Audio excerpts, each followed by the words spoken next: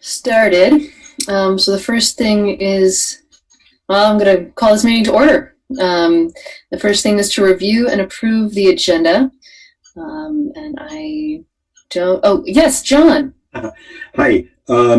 So I've got it's liquor license season again. So you'll for real, you'll start seeing that on the agenda every time starting next time. But I do have one that I told the folks I would try to get on today, but it was after the agenda went out. It's for a first, second, and third glass license for the folks who are, you probably read about them in the paper, dropping in at Kismet, Oaks and Oaks and Evelyn. So I would respectfully ask that you all consider granting them the city's approval for a first, second, and third class alcohol license that I can then forward to the DLC, and I understand they've done everything right as far as the DLC is concerned. Okay. Just an add to the consent agenda, I guess, if there's no objections. Okay. So I have one item. I'm not sure if it's really a formal agenda ad, but we need to take our photo for the annual report. So Jane has asked if at the end of the meeting, if the council members and Cameron and John Odom and I can just be on and get a screenshot of us on the screen. You know, I usually hide from those things. Well, There was one that I appeared in. well, you can do as you wish, but the rest of us. I think we should have two, one with mask on, one with mask off. Oh, there you go. Symbolize the year. Well, so should we talk about that? Call would pretty much symbolize the year. Yeah, that's accurate. Maybe this is something we can discuss further at the end. Is that okay? We can throw that on. Just want to make sure I That's mentioned like- that at the beginning. Yeah. We'll do that after the warning. Yeah. Anything else? At the end of the meeting, assuming we're all still here. Honor, you're going to have to comb your hair. Okay. So with that, we'll consider the agenda approved with those additions. So the next thing is general business and appearances. This is an opportunity for any member of the public to address the council on any topic that is otherwise not on our agenda. If you have comments about something on the agenda, hold off. We'll allow you to speak adjacent to that topic. But if there's some topic that is not on our agenda that you'd like to talk with us about, now would be the time to do it. And as with all public comment, if you could state your name and where you live and try to keep your comments to 2 minutes, that would be fabulous. All right, anyone want to address the council? Please either use the raise hand function or physically raise your hand or hit a reaction button on the Zoom.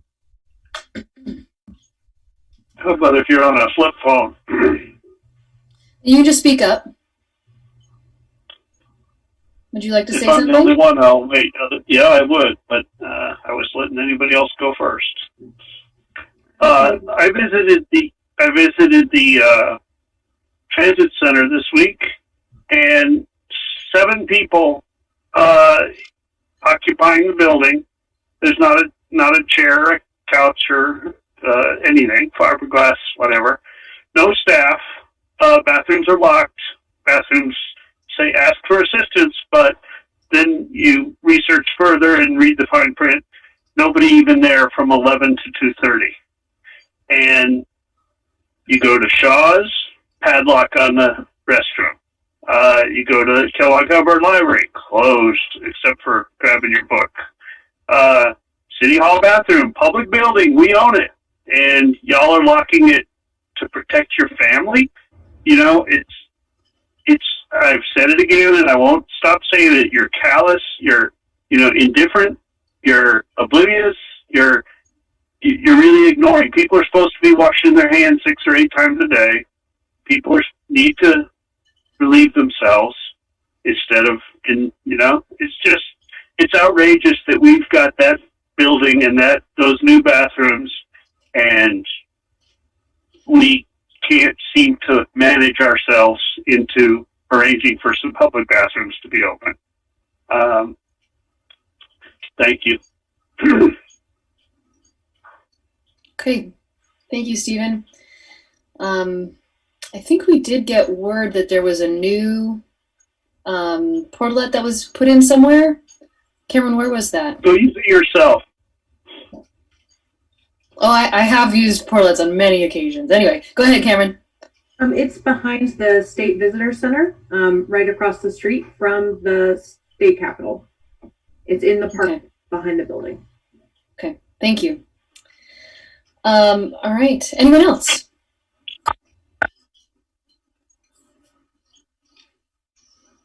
Okay, all right, so on to the consent agenda. Is there a motion? Jack, go ahead. Move the consent agenda. Second. Okay, there's a motion and a second. And any further discussion? Jack. I am going to be voting in favor of the consent agenda, but I think it's worth us recognizing that as we move the location of the Girton Pocket Park, I think it's fine to do that, but I think we need to recognize that this still is leaving an unfilled need that we need to continue to work on addressing, so that the people who have been relying on that location for a place to socialize and congregate still need their needs met in the city. Yes, thank you. Donna. Thank you, Jack, for starting that off, because I too wanted to bring this one up. I felt disappointed that it was within the consent agenda. I think it deserved a little bit of discussion.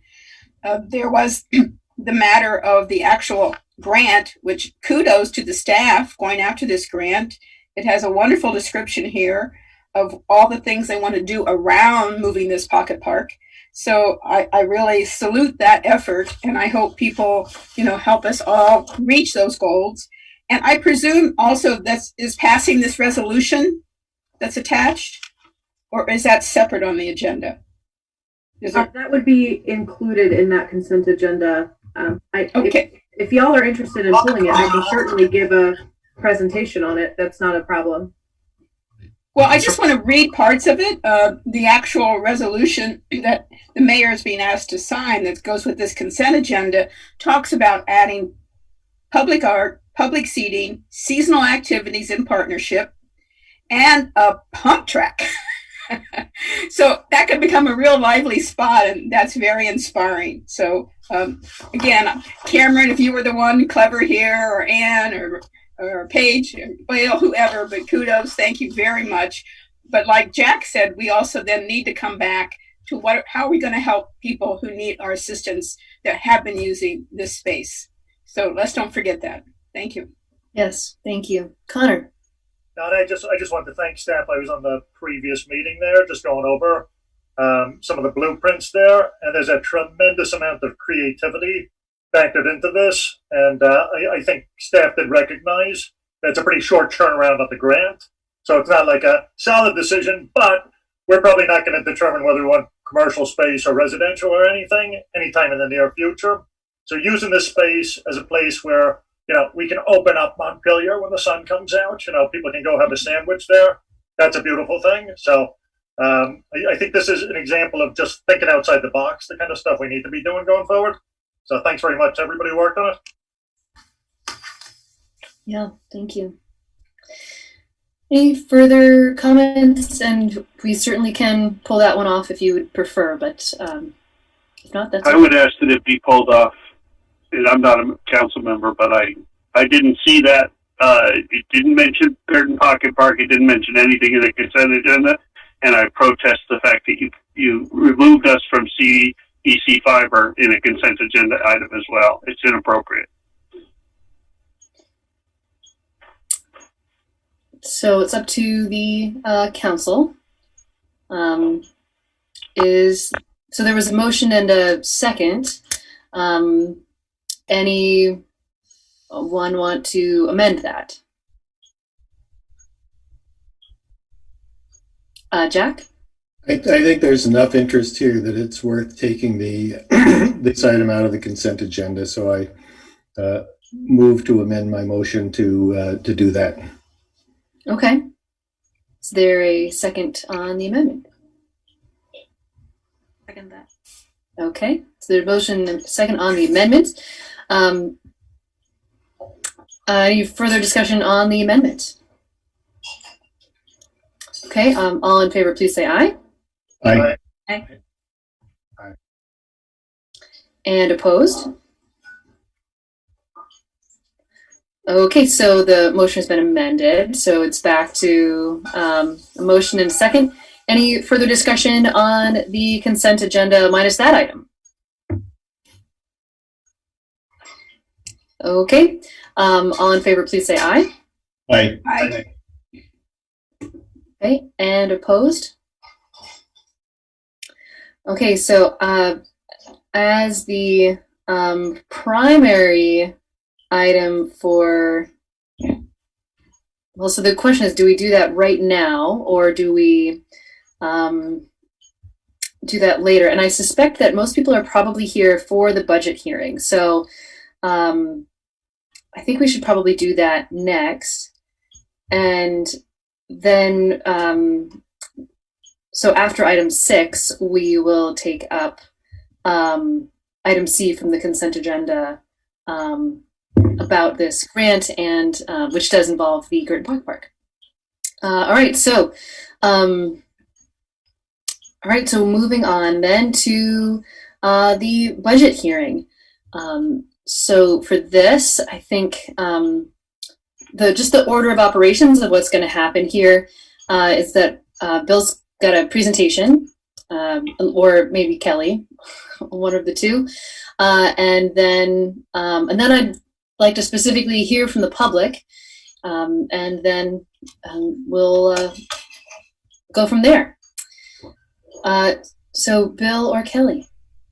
Yeah, okay, I'm going to do a quick, let me just see if I can find what I'm looking for here. Hold on. I'm going to share my screen as soon as I can figure out what I'm looking for here. As soon as I can find it. How do I search? Does someone want to tell me how to search? Come on.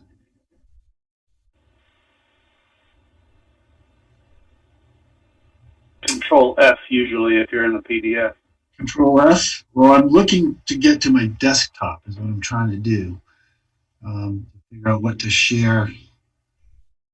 Usually these files are right there. I am terribly sorry about this. I'm obviously not good at this. Files. Is there a search space at the bottom of your screen to the left? I'm looking for here now. Excuse me, search place at the bottom of the screen? To the left? No. Okay. Do you have a PC? I do.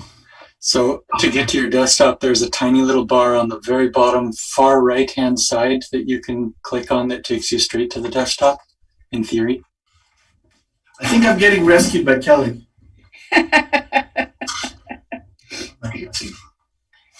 Yay, Kelly. Hey there. Let's see if we can just get to.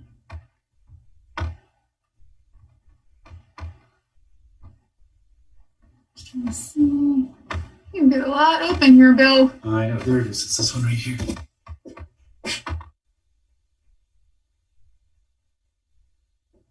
All right, can folks see that? No, not yet. Oh, yeah. Kelly is not sharing his screen. Yeah, let's start.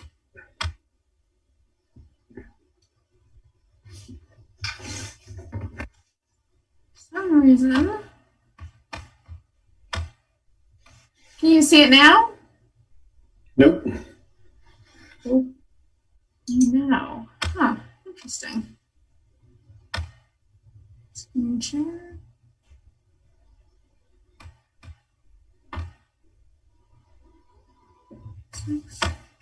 The other time I've done it, it pops up in that group. There you go. All right. There you go.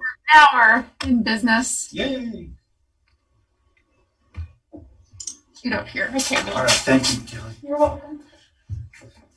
Well, I apologize for that. It would probably take longer to have done that than actually go through the presentation. It's just a quick overview of what we've been talking about the last few months. This is the first public hearing of the city council of our budget. There's another one next Thursday before final decisions are made. So this is where the council is at right now. As we did the FY22 budget, we had some challenges. We had a major budget gap due to COVID-19. Our goals were to deliver responsible services, implement our strategic plan, and then we based our budgeting on a one-year COVID-19 horizon, thinking that by July 1 of 2021, when the next budget would be, things should be more back to whatever the new normal will be. And we did understand that residents and businesses have been hit by COVID, and so therefore we had to be very careful with any tax increase. The strategic plan priorities of the City Council are community prosperity, COVID-19 response, of course, environmental stewardship, more housing, responsible and responsive government, and sustainable infrastructure. So looking at our budget revenue, we projected a general fund gap of about $520,000 from various revenues, and those are all detailed in the budget books. And the parking fund, another $525,000, of which this is specifically parking money that has offset various expenses like police, dispatch, various admin staff, which is now no longer available. So those expenses needed to be picked up by the general fund, even though they aren't new expenses. So total budget gap of about $1 million, or revenue gap, excuse me. And then another close to 400. So what we had on top of a COVID crisis, we had a rare once every 12 years, 27th pay period, which pushed all of our personnel costs up in every line.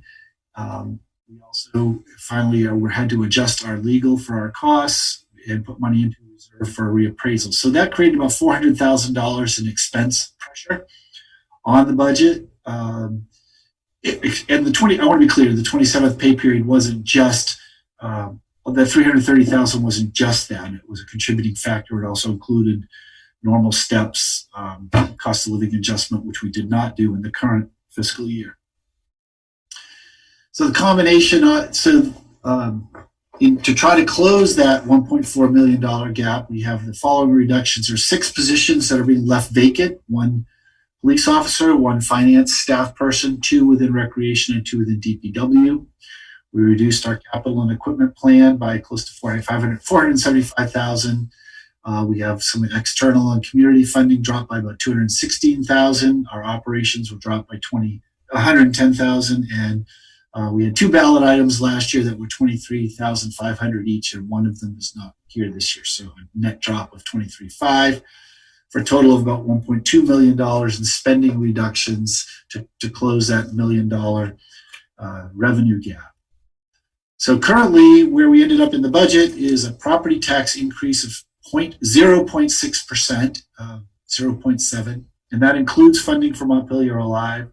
It includes funding for the equity consultant that's doing work in the community. It includes funding for the Montpelier Energy, what is the A? Advisory, Energy Advisory. Thank you. Advisory Committee.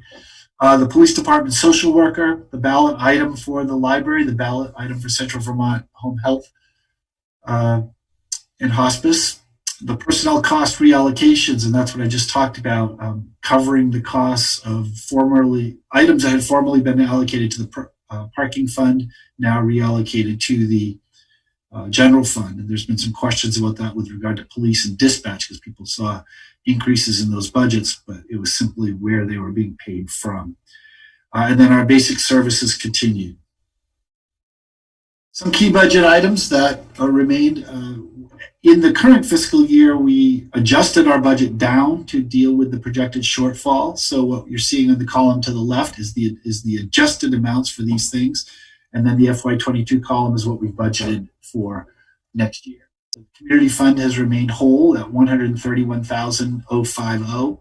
Housing trust fund, $60,000 dropped to $50,000. The Montpelier Development Corps dropped from $75,000 to $0. Homelessness task force actually increased from $22,500 to $45,000. Public arts fund dropped from 10 to 0, and the capital area neighborhoods, which had not been in last year's budget, were added in at 20,000. So approximately a $50,000 drop from the adjusted amounts. The original amounts for those were much higher, about $490,000 for all of those in the original FY21 budget. So taking a look at some key budget numbers, the general fund budget overall is reduced by $372,000, about 2.5%, and it requires only $61,322 of new tax dollars, as I said, 0.6%. There are no changes to the water, sewer, and CSO benefit charges. So the average home, which is assessed at $228,000 single-family home, would see a $16 tax increase for this.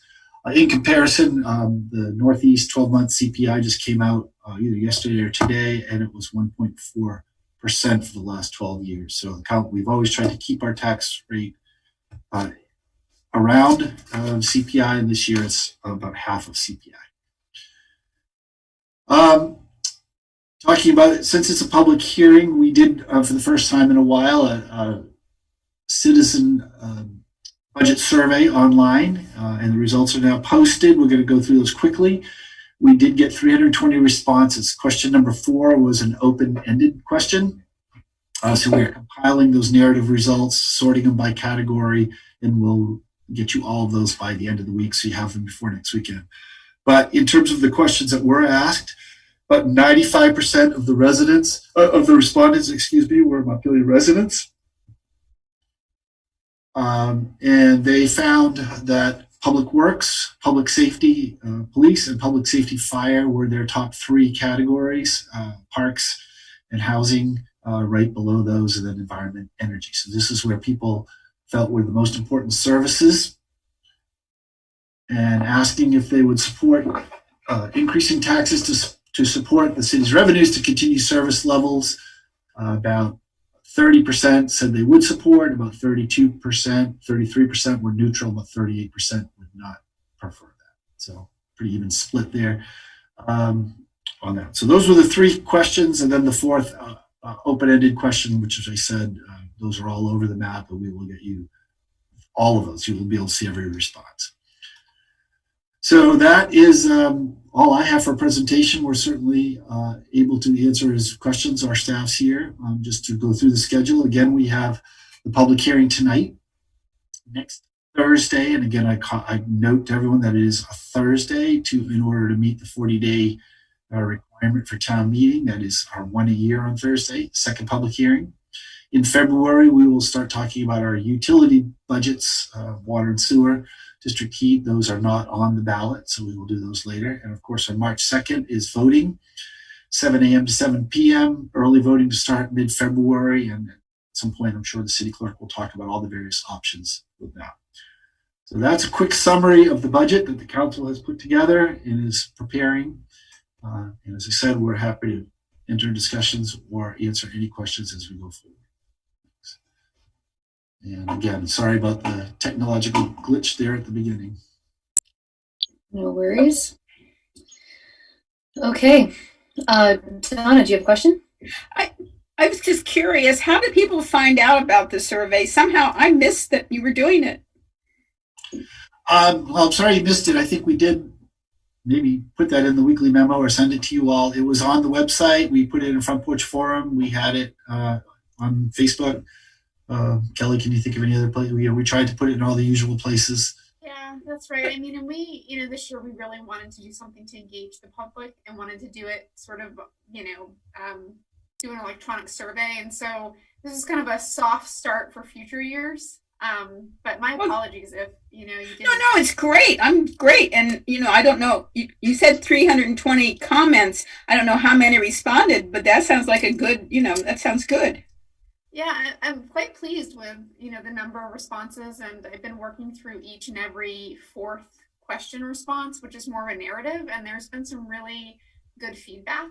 And Good. so, you know, I'm looking forward to being able to share that too. Yeah, great. No, really good. Thank you. Thank you. Great. All right, so at this point, we'd love to hear from the public. So in order to do this, I get the sense that there might be a few folks who would like to speak.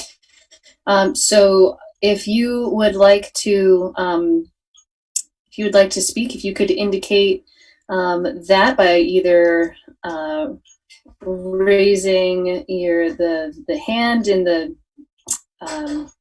actually, I'll let Cameron, you explain it. Thank you, Mayor. You can either, under where you are in your participant, you can raise a hand. You can also hit the reaction button, give a little clap emoji. You can also literally wave at me and I will write your name down. Great. And so just from folks who have, okay, so I'm seeing Mara and Stella. I've got a verbal request to get in the queue. Okay. I'm writing down Mara and Stella, and then Abby German.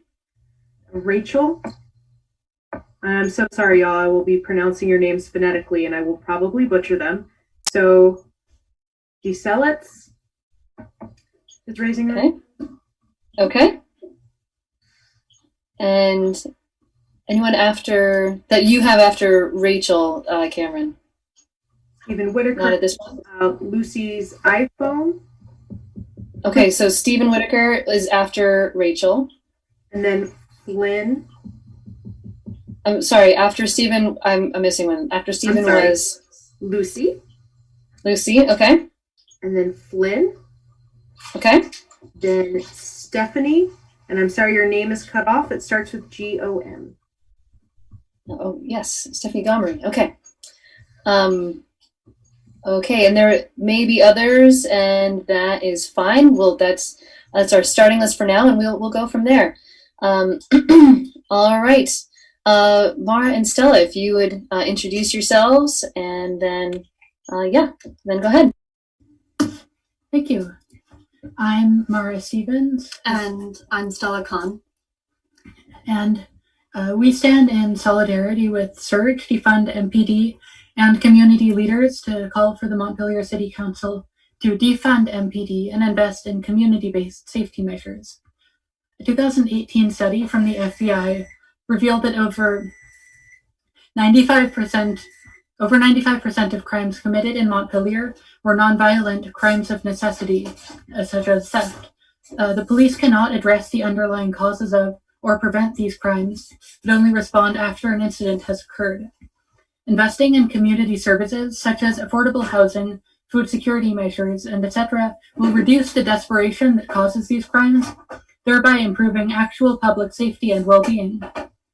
The current police budget of $3 million per year is far more than is necessary to respond to the average of 15 annual calls for dangerous crimes in Montpelier.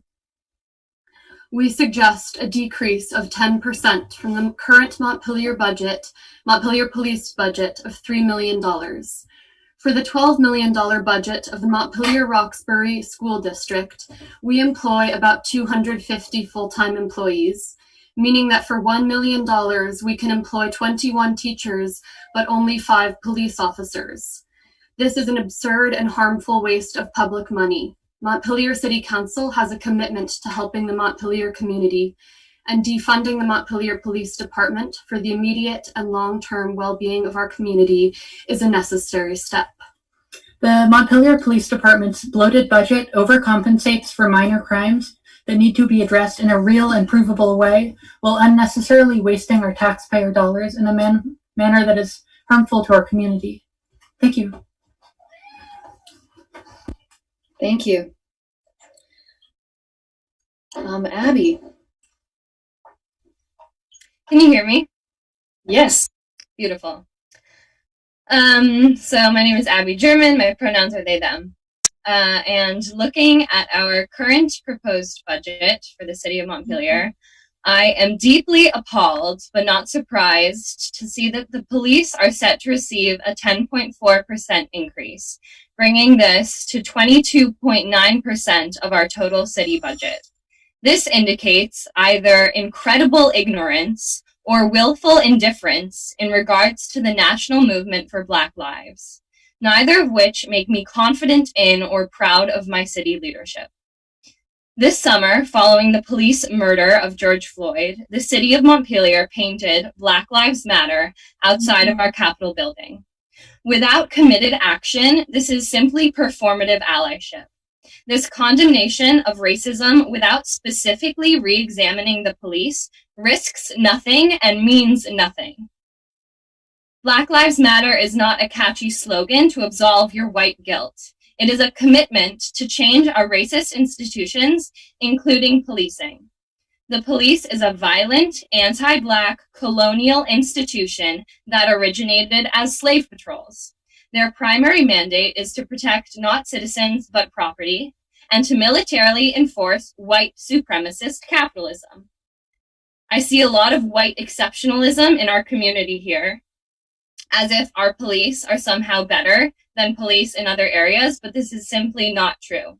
When it comes to the national crisis in policing, Vermont is not an outlier. Black people are stopped and searched at disproportionate rates to white people. Our prisons have some of the worst racial disparities in the entire United States, and images of police brutality against people of color appear often, and the officers are not held accountable. This is despicable, and we must do everything in our power to stop this oppression and violence. It is my view that the police must be completely abolished, but as a means to an end, we must defund the police. Possible solutions to social problems, excluding police and prisons, include but are not limited to affordable housing, healthcare, employment, counseling, after-school programs, trauma services, and anti-violence programs. So this 10% increase should go into that, not into the police. In 1777, Vermont proved itself to be on the right side of history when it became the first state to abolish slavery. Systemic racism, unfortunately, was not abolished and is upheld in many of our institutions, including law enforcement. Now, in 2021, it is time for Vermont to prove itself to be on the right side of history yet again. It is time to take a stand against the prison industrial complex, the police, and their racist and violence practices. We have to defund the frickin' police. Thank you. Amen. Thank you. So I also just want to note that I want to hear from everyone first, and then we may address some of the things that you're talking about at the end. So I just wanted to make sure that I said that. All right. So next up is Rachel Desolate. Thank you for this forum and allowing residents an opportunity to express their thoughts regarding the budget. I have two questions. One, the first one has to do with property taxes, and the second one has to do with personnel issues. The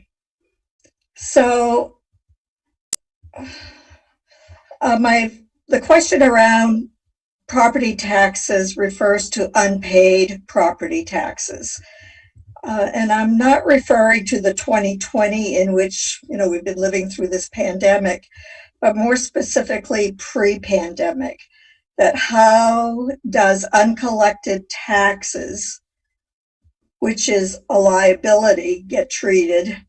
And then when you collect the taxes that are unpaid, how do they get treated? That becomes an income, and is that a separate line item in the budget? So that's the first issue around taxes. The second one is three-part, and it has to do with personnel. And my understanding is that under the public works line item, we are holding one engineer position and one street position vacant. Of great concern to me is the one street position, and especially given all the water main breaks that were incurred last year. So I'm very concerned about that position not being filled. Under the second personnel issue under community service, there are 2 rec department positions being held vacant. And when I looked at the school budget, the school has added 1 full-time position to their budget to take care of the grounds that was the responsibility of the rec department. Again, I didn't work the budget. That's just my understanding from reading it. So I may be off. So my question is, why are we holding 2 rec department positions vacant when the school has added one of those positions into their budget? And then my last personnel question has to do with the police department. One position, again, my understanding is that one position is held open. And the school, I think, eliminated the SRO position from their budget, leaving a half-time police position open. Is there any way we can use that half position to fund and add it to the grant that funds the social worker so that we can have 1.5 time social worker position? Because I'm concerned about having one position that's supposed to address all the issues between 2 schools. And I know this is a beginning, but even as a beginning, it just doesn't make sense. So even though I'm looking at adding a half, it's a little bit more, but it isn't where it needs to be. So those are my points, my questions. Great, thank you. And again, we're making notes, by the way, of all these things. Okay, Stephen Whitaker.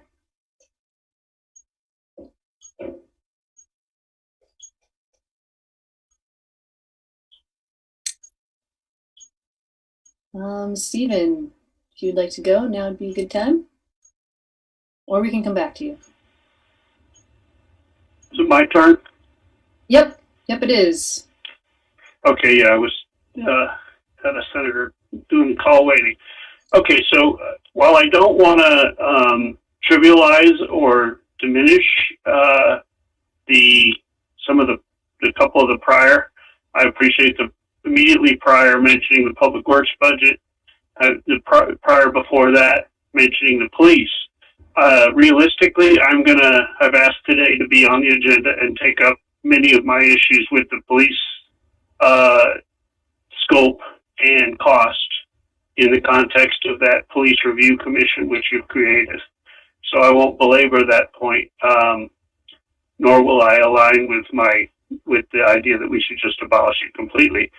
On that note, though, if indeed the reason we need a $3 million police department or even $1.5 million police department is because our situation as the state capital, it's entirely reasonable to prevail upon the state legislature to bear a significant piece of that cost as payment in lieu of taxes, because we do not need to, if people are going to converge next week on the state capital and we need a bigger department, the state should pay for that or supply that. We don't need an oversized department to drive around in circles, chasing cats and, lost wallets. That doesn't require a $3 million police department. Secondly, I want to speak to the public safety dispatch budget.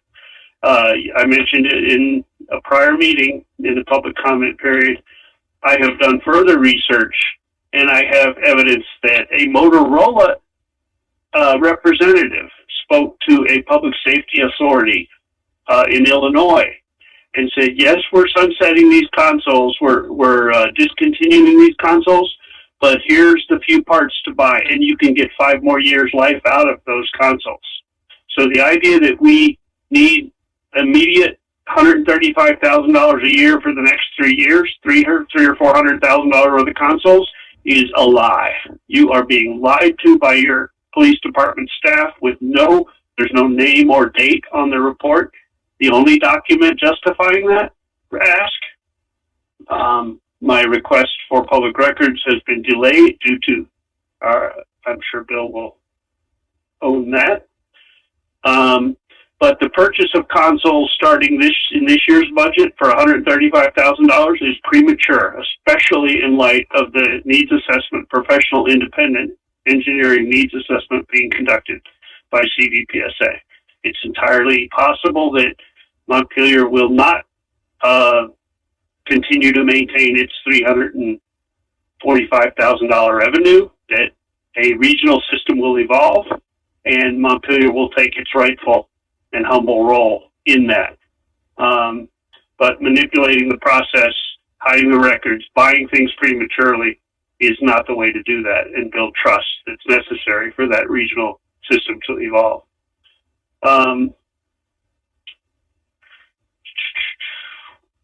I recommend that we consider, we are in emergency times. We cannot count on huge, backfill from federal money.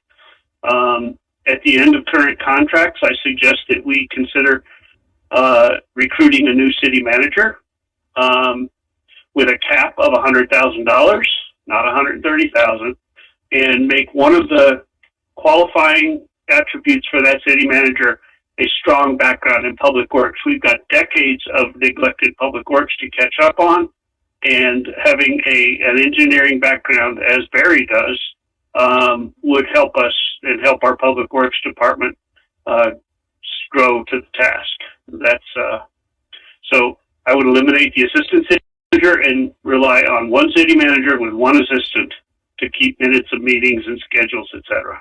We've got way too much bloat of ineffective and unnecessary staffing, and I know y'all consider it all family, but that's not what the public can afford. I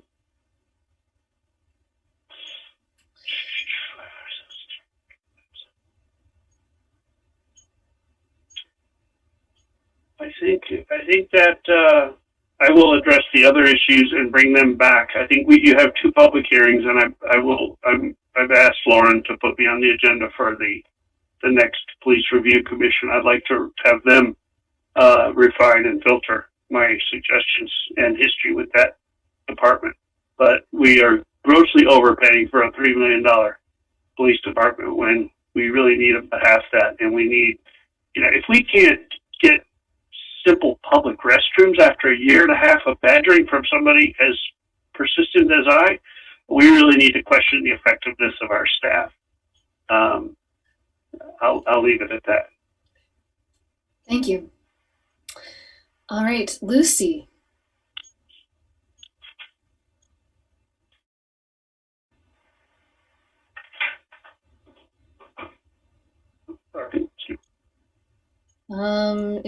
I'm trying to see if Lucy is still on. I don't see. I've asked her to unmute. Hi, can you hear me?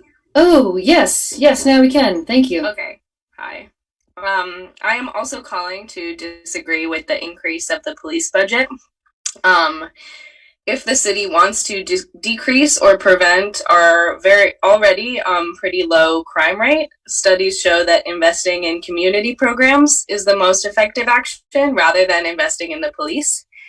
So there's really no reason why the police are due to get a 10% increase while quote unquote community programs are slashed by nearly 50%.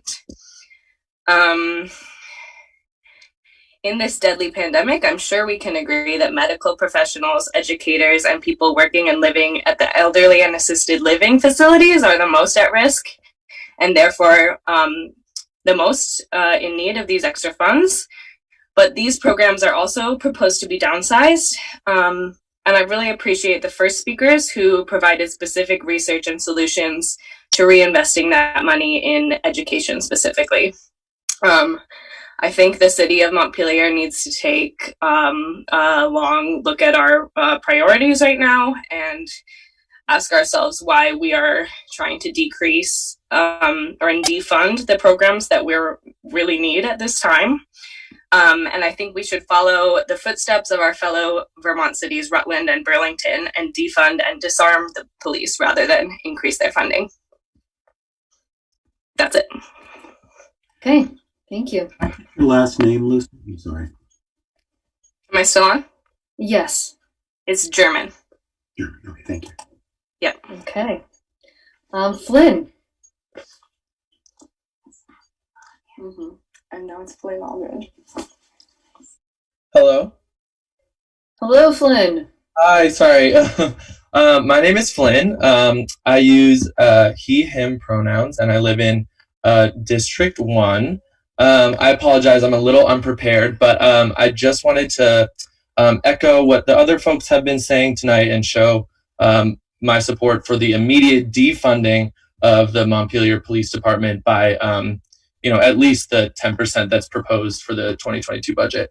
Having grown up here in Montpelier and having been raised on this false idea that somehow, we are exempt from the violence and racism that plagues the rest of the country and U.S. policing in general, I want so badly to be proud of being from here. But with this proposed 10.4 increase, I believe, that's just not even possible. It's time to stop simply saying that we're a safe and progressive community and that our police are, somehow different. And instead, it's time to start taking actionable steps towards becoming that community. And defunding the MPD is just, the very beginning. I also just wanted to thank and acknowledge the speakers before me, as I heard a lot of them outlined other possible areas where that funding could be diverted and invested in for actual ways to increase public safety.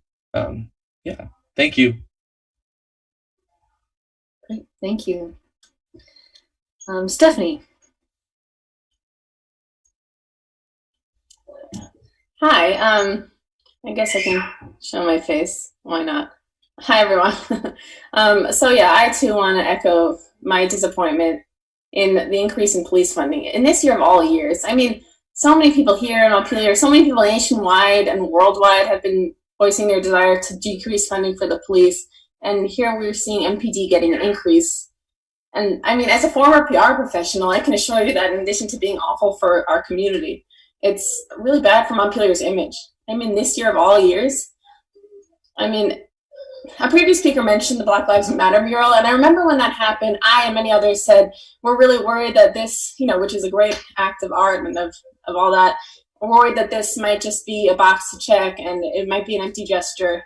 I was certain it would be, and now that's confirmed. And, seeing it screenshotted in the budget proposal today made my stomach turn, because if we're going to not only not defund the police, but increase by so much, and so much since last year and the year before, when you see that chart in the budget, it is stomach turning, and it shows you haven't been listening to any of the community, not the people who come here to talk or email you, but what about all the articles all of us have read in the past year, and all the pundits we've listened to on TV, and all the evidence we've heard about how bad policing is for communities, and all the protests we've seen. It makes it seem like either you weren't listening or you did listen and you reflected and you thought and you conversed with your family and friends, and then you were like, I don't care that much, the status quo is more important. In this case, not the status quo, but an increased budget for the police. If anything, you couldn't have said they've got what they need, let's keep it at that. That's what's really galling. And I mean, it's not just here. In Burlington, BPD used force against Black people this year at a record rate in 2020. So in 2020, when Vermont and the nation have risen up to demand better, Black individuals in Burlington have gotten the worst police treatment ever. So I guess I'm not surprised that in a year you painted the Black Lives Matter mural, you've also increased the police budget. And my last thing I'll say is, to address the exceptionalism that other people talked about, lest you think Burlington is a different beast, I don't think Montpelier is far off at all. It just so happens that we, unlike Burlington, don't have concentrated communities of people living in poverty or concentrated communities of people of color. But if we did, I think our police problem would be a lot like Burlington's, and it might even be worse. This is just common sense. You know what happened deep down. You just know it. I don't want that to happen here. As others have said, Montpelier residents are suffering from the pandemic, and I would have liked to see a little more imaginative thinking around how to allocate funds to programs that really would benefit people at this exact moment in time. I mean, that could be like fully funding the Housing Trust Fund, which is less than half funded, I believe, allocating more funding to public works even, just to keep our city running the way we need it to, funding Community and Arts Fund. Obviously, there are so many other things, but it's a slap in the face to all of us to see this hypocrisy and to see this large increase in a year when people are suffering, and in a year when we've been trying to make this point.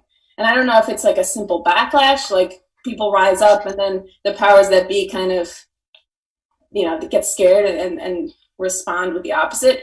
I don't know what it is politically. I don't know, but it's deeply disappointing, and I expect more from Montpelier. Thank you. Thank you. All right, Meredith. Hi, thank you. I'm here to object to the budget increases that are proposed for the Montpelier Police Department. Our city government and community need to be focused on public safety, but police are not the only nor the best solution. Public safety is one of our main priorities, and if that's true, then now's the time to begin shifting money away from the police, who have a very narrow training, and instead we really need to diversify the ways in which our community can respond to neighbors in crisis. Last week, we saw in our nation's capital, rioters breach into that building, and we're coming slowly to learn that those rioters, in some cases, were given tacit approval or worse by law enforcement. All police, including the MPD, need to start coming to terms with what their organizations are actually capable of. At worst, they are part of a union, an organization that has deep ties to systems of racial harm and inequity in this country. And the MPD, whether we like it or not, is part of that system. Now is the time to defund the police and invest in food security, mental health, housing, and other mutually beneficial systems of care. Thank you. Thank you. Peter. Hi, can you hear me? Yes. Peter Kelman. I think it would be an important exercise to try to think about ways that we can reduce costs in the police department that are not related to numbers of officers. Burlington is beginning to look at this out of necessity. Are there jobs that are done that do not have to be done by uniformed armed police people, but people who have other kinds of skills that are involved with policing? Just looking at sheer numbers of positions is not the only way to either save money or spend money. So I think it would be important for the police and for the city council or at least for the city manager, to think about other ways to address the issues that are currently a demand on the police. And somebody mentioned lost wallets and cats up trees or whatever. There's an awful lot of really minor things that don't require an armed police officer. So decreasing the number of armed police officers doesn't necessarily mean, overall decreasing policing. It means spending your money on policing more usefully. And I think one of the things that is being overlooked here in all the D's, defunding, is disarming and demilitarizing police. Do we in Montpelier really need a highly armed, militarized police department? I don't think so. Thank you. Thank you, Peter. So that is the end of the list that I have. Cameron, do we have anyone else? Yes, we have Sean Stevens. Okay. And I think that's it right now. Again, if you want to speak, just raise your hand or speak up. Okay, go ahead, Sean. Thanks. Okay, starting my 2-minute timer. My name's Sean Stevens. If you go over, it's really okay. Okay. I live in District 2 here in Montpelier. I want to say, first of all, that I really appreciate the work that you guys have put together on the budget. It's highly complex, and I really respect the amount of work that went into it. It's a lot of work, and I don't like that kind of work, so I'm glad that you guys are doing it. I am here to speak on community safety and on the police. I am in favor of some version of community safety that looks at using sources other than the police. I think I mentioned, I visited the council once before. I have been trying to read and study on this issue and listen to Black and brown people with an open heart and an open mind, as I hope we all have. The last time I gave testimony, I was called, or we were called, extremists, and I've been thinking a lot about that since we got called extremists, and I feel like it is a way to dismiss people and a way to be able to say to yourself, I don't have to listen to those people because they're extremists. I'm going to request that you refrain from labeling me in that way. I don't think of myself in that way. I am, like I mentioned before, just trying to listen to the voices of Black and brown people and really study on this issue. There's been a groundswell of Americans throughout the country that are looking to try to decrease police funding. So I understand what Bill Fraser pointed out about the fact that the police budget is a little complicated. Some of it is going to dispatch and some of it is going to police. Nevertheless, the broad takeaway is police are getting a rise when most other departments, gosh, 2 minutes goes by fast. Okay, give myself one more. Or I'm going to have to talk like an auctioneer. So I get that, and yet it still seems, as some other folks have pointed out, it's galling that that number is going out at precisely this time when there's both a call to decrease funding for police because of their role and what's happening in the US, what has been happening to Black and brown and poor and mentally ill people in this country for 100 years. So I'm asking that we consider reducing the police department by 2 FTEs this year. The police department is the most expensive department, and the majority of the services that they provide could be provided more efficiently and better by other personnel. Stephanie mentioned Montpelier exceptionism. I also want to point that out. I think it's premature for us to say, oh, all the other police departments all over the US, they're bad, but ours is great. That just doesn't make sense. We don't have very many Black people. We haven't had an opportunity to experience the problems that they're experiencing in Burlington. I don't want to dismiss the value and the integrity of Mr. Pete and many of the other members of the department, but I also feel like that's not the central point. Nobody's arguing that Chief Pete's heart is not in the right place, because it clearly is.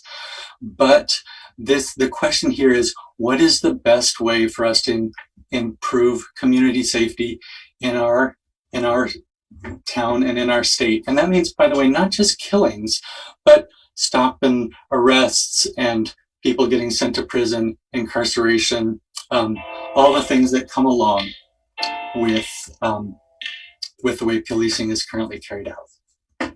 That's it. Thank you. Thank you. And I see your hand there, Nell Sather, go ahead. Hi, folks. Can you hear me? Yes. Hi. I just wanted to very quickly make my support known for the speakers who have advocated for decreasing the Montpelier police budget, or at the very least, not increasing it. I really appreciate all the eloquent points that were raised by the folks before me. I just want to highlight some of them that really spoke to me. One being Montpelier's hypocrisy in, thinking of ourselves or being thought of as a very progressive place, having Black Lives Matter written on State Street, and to then not support or to not follow through on the action that's been asked from the Black Lives Matter campaign by not defunding the police, or at the very least, not increasing police budget, feels very hypocritical, and I feel that we can do better. And another point is the points that were raised in the letter to the editor about Montpelier's over-policing. I don't think that we need the police department the size that we have for our small little town. And lastly, I just want to say that I think this could be a great opportunity for Montpelier to show that we mean what we say and that we live by our values, the progressive values that many, not all, Montpelierites pride themselves on.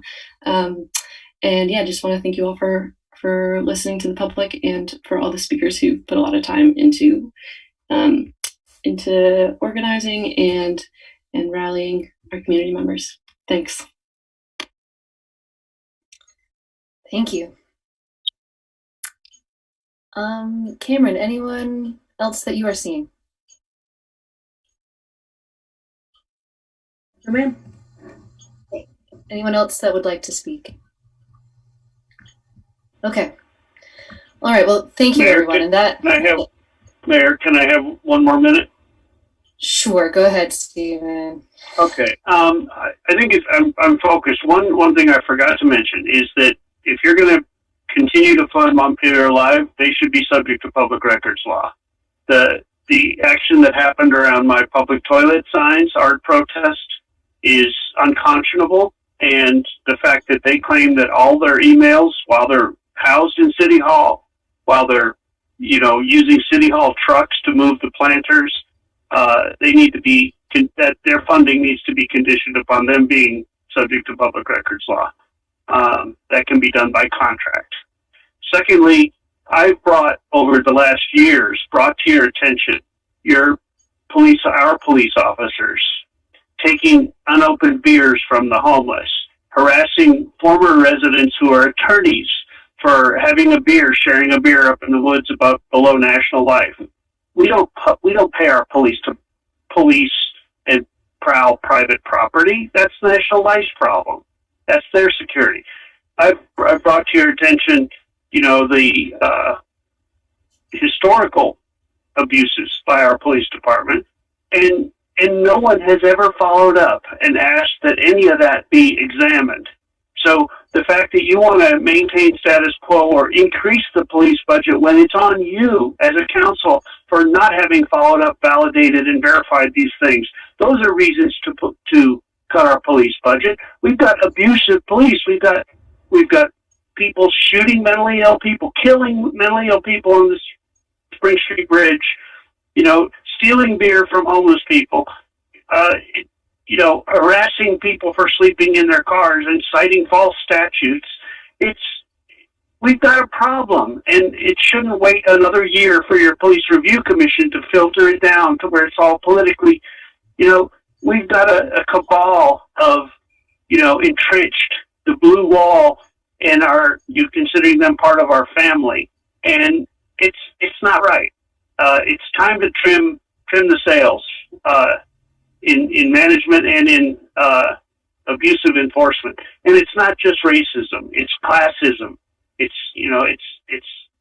oppression of people who are politically outspoken, myself included. Y'all need to take this seriously. And I think I applaud Moreau's strategy. He rearranged things. It appears to have cut the police budget more than it does, but it rearranges and it depolices. It creates more social service approach to the problems that we are traditionally shouldering upon the police, and it justifies and rationalizes a smaller, more modest, and appropriate scale police department. Thank you. Okay, thank you. All right, so there are a lot of thoughts in there, and a lot of things that I think are worth talking about. So the first thing is about the 10% increase to the police budget. And so, Bill, do you want to talk about that briefly? Yeah, I'd be happy to talk about any of those budget type items. So first of all, I do understand people's concern about a 10% increase, and I just want to make sure I'm clear about this. The police department, police actual patrol operations increased 4.8%. Dispatch went up about 20.6%.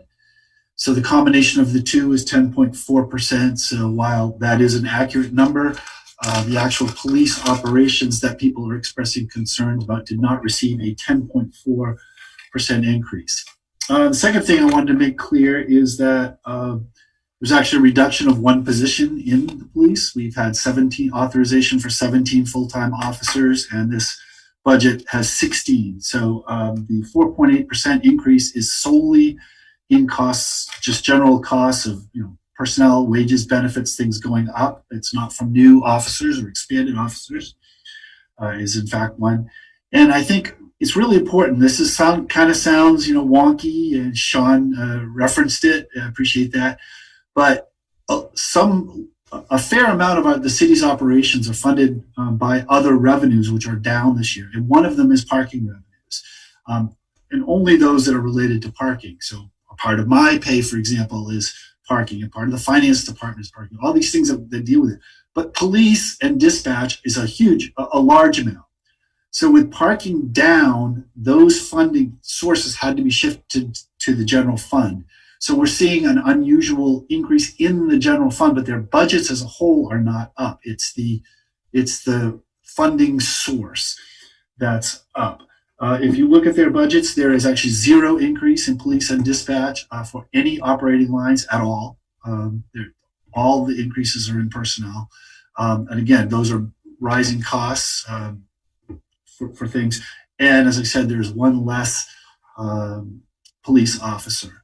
So I could say from the city manager's perspective, proposing the budget, I think from the councils, there was no desire or intent to inflate the police department or somehow show, as other people said, are we trying to ignore the will of the people? In fact, I think, as I said, we've reduced one position. The other issue is this council did form a committee to look at many of the questions that have been raised, and that work is ongoing. They're actively meeting on a pretty regular basis. And the other thing is we are in an economic crisis right now.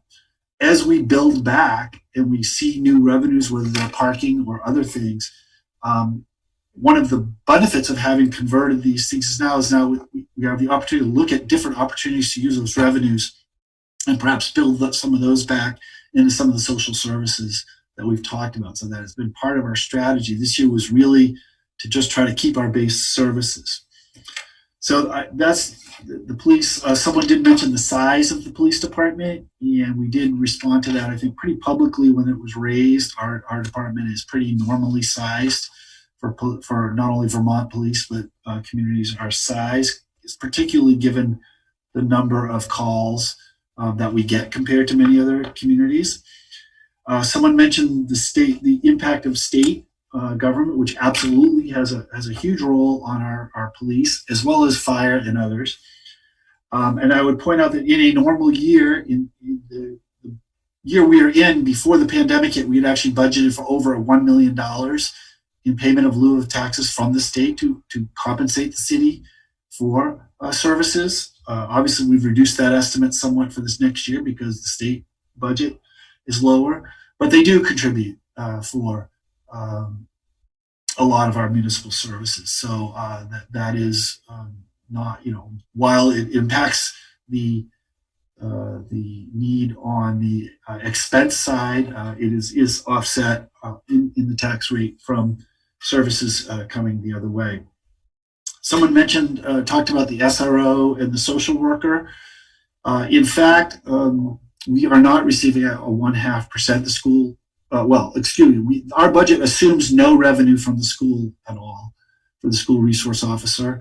There is a position listed for that, but it's currently being used for patrol. And if the school chooses not to have a school resource officer, then that is the 16th officer, not the 17th officer. So there is no extra position there. We still do have the grant for the social worker position. And again, should we see more revenues, I think that is someplace we would look at expanding. Let me just see if there's something else I had about police that came up. There's a lot that I think will be looked at by the committee, including deployment of different resources. Clearly, there are many calls that an armed police officer is not required for. There's no question about that. But because they do all sorts of different things, you never know when the next call is going to be. In the same way that we respond to ambulance calls with a fire truck in case they need to leave from the ambulance scene to a fire call. So it's preparing for what other emergency might exist. There was a question raised about the community service and 2 rec positions.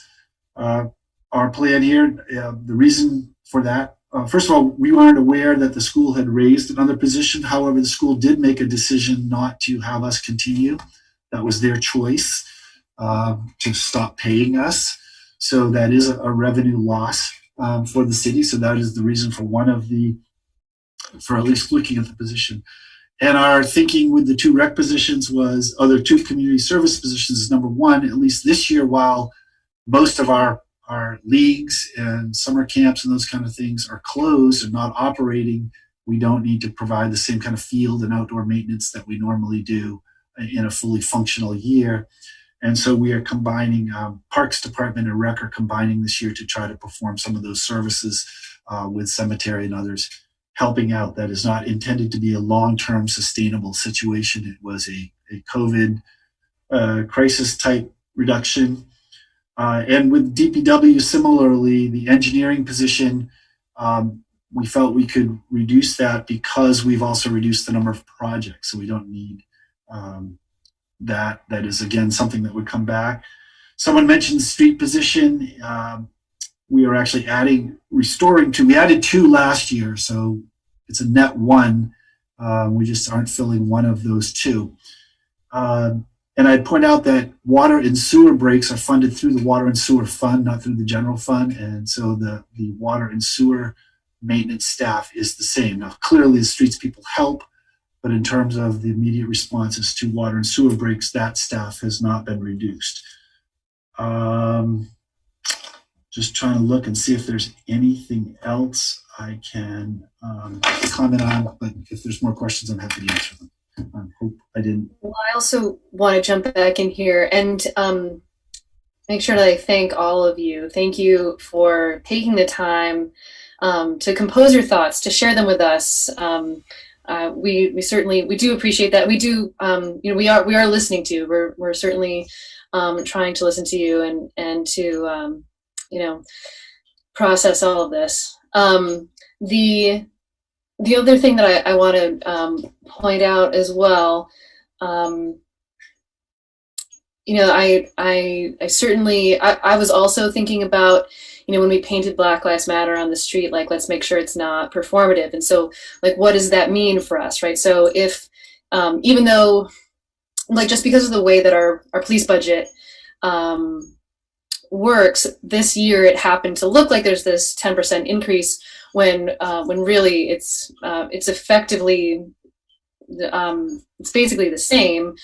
But all that is also to say that there are other steps that we were intentionally have already taken and are planning to take around the issue of racial justice. And so just to point out a couple of those. So one thing city manager mentioned, I just want to highlight was the police review committee. So that, if we're going to think about the direction of the police department, that's the group that's going to be able to have robust conversations about policing and become experts in best practice and have in-depth conversations. And that's a group that's going to come back to us to make some recommendations. And the second thing is we are actually in this budget is included money for the Social and Economic Justice Committee to work with a consultant that's doing a basically like a needs assessment for the city to see like where are we falling down and where do we need to do better, or what are our opportunities for doing better by not just by the BIPOC community, but also just folks who may otherwise not have a voice at the table often. So that's also a group that is working on recommendations for us that we are we're going to see what they have to say. And then so another thing that this budget does include is funding for the capital area neighborhoods, and that is we talked a little bit about it last time, but it's basically a way to network with neighborhoods, and that may be a way for people to be in touch with each other for about needs that they have that maybe don't require the police. Now that's something that I think could evolve, but let's have that conversation. So and all that is also to say, there's an open invitation to all of you to continue this dialogue and to, if our answers aren't satisfactory here, like that's fine. Like let's keep talking about it, and what else makes sense for us. So thank you. That's all I wanted to say about that for now. There was one other thing. There was one ask about taking money from the police to invest in education. And just for context, the way our budget works, we don't, the school budget is just totally separate from our budget. In many cities around the country, those things are combined, like it's all part of the same sort of package, but our budget is very separate from the school budget. I think that's all the things I wanted to say. Any other thoughts from council? Connor, go ahead.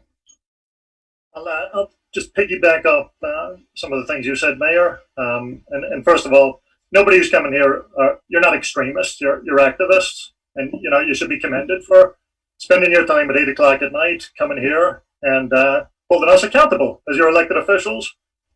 That said, I think you got to give us the time we need to be thoughtful about this so we make intelligent decisions. I was reading Vermont Bigger. The Burlington Police Commission yesterday voted 5-1. This is a commission of citizens to raise the cap on officers in Burlington, because I think what they're finding is they just don't have enough people to get the job done. I was talking to a social worker up there, and they said they made a 30% cut. It was quite arbitrary, and that 30% cut didn't mean we got more social workers to do the job. What it meant was the work didn't get done, and that has bad impacts for people on the ground here. So I think when we have this police review study committee, we do want to take a hard look and examine it. But as elected officials, and I was talking to somebody in town, if the phone rings at 3 o'clock in the morning and there's a domestic assault in town, you need somebody ready to respond to that. And if we don't have people ready to respond to that, we're not fulfilling our obligation as elected officials here either. If it could be readjusted to staffing levels where social workers, other people are dispersed and doing different jobs, maybe it's a regional approach, I think we're all ears listening to that. But as far as reimagining the police, before the defund movement, we already started having some of these conversations about, okay, should we have a homelessness liaison position to be the face of people talking to the homeless population on the ground? Is that a better person than a uniformed officer? Should we have a social worker in some cases that should respond, again, rather than a uniformed officer? So I think it might seem like small steps, but they are steps in the direction that you're talking about of having a more holistic look at this. So I think we need time. I think we need to be honest with you too about what we feel like we can do. And I think your comments are harsh sometimes, but keep coming to the meetings, keep having the conversations with us. And I, for one, and I think I could speak for the people around the table, you're not being blown off. These conversations are really happening in a meaningful way with these different committees. Jay's on the SRO commission. We want to continue looking at it and not just drop the ball on this, but to make sweeping cuts in a very short period of time without actually looking at the staffing levels. It might not make financial sense if you have officers working a ton of overtime, burnt out, making bad decisions. Maybe you're not enough staff to actually be able to walk a beat, get familiar with the population. I think in my mind, these are the things we need to keep in the discussion and under consideration before we make deep cuts into the department. So let's continue listening to each other. And I really do appreciate everybody who spoke tonight. Thank you. Donna.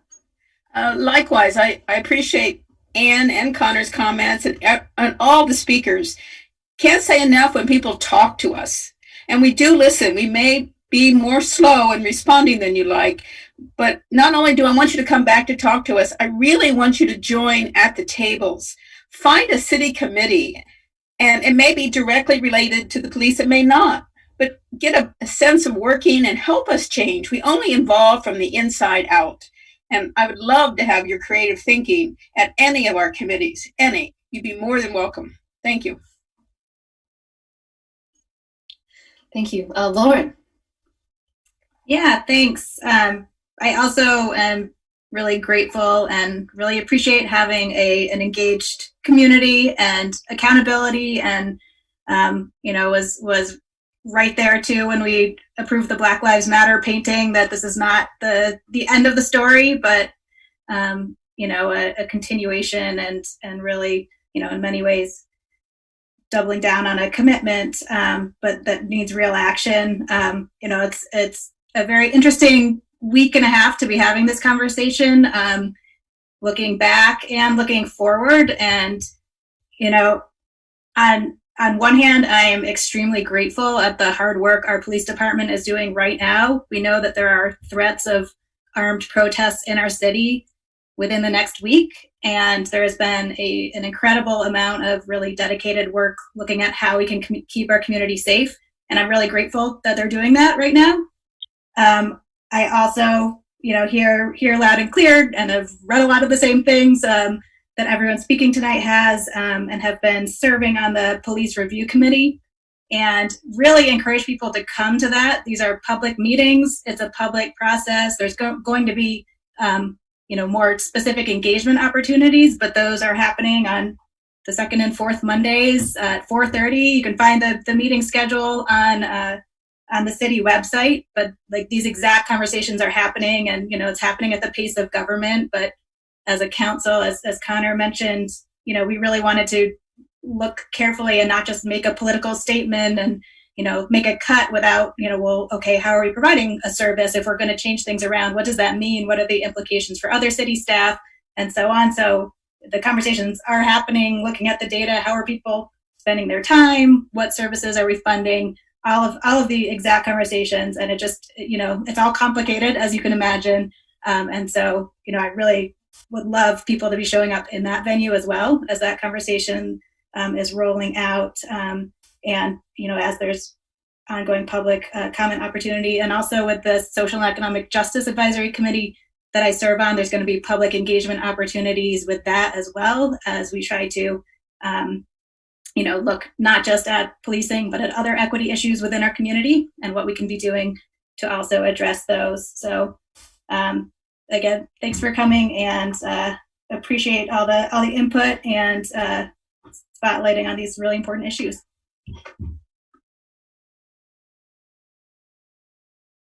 Great, thank you. Dan, go ahead. Thanks. I actually had one question for Bill. Bill, the increases, the personnel cost, those are tied to are those tied to the union contract?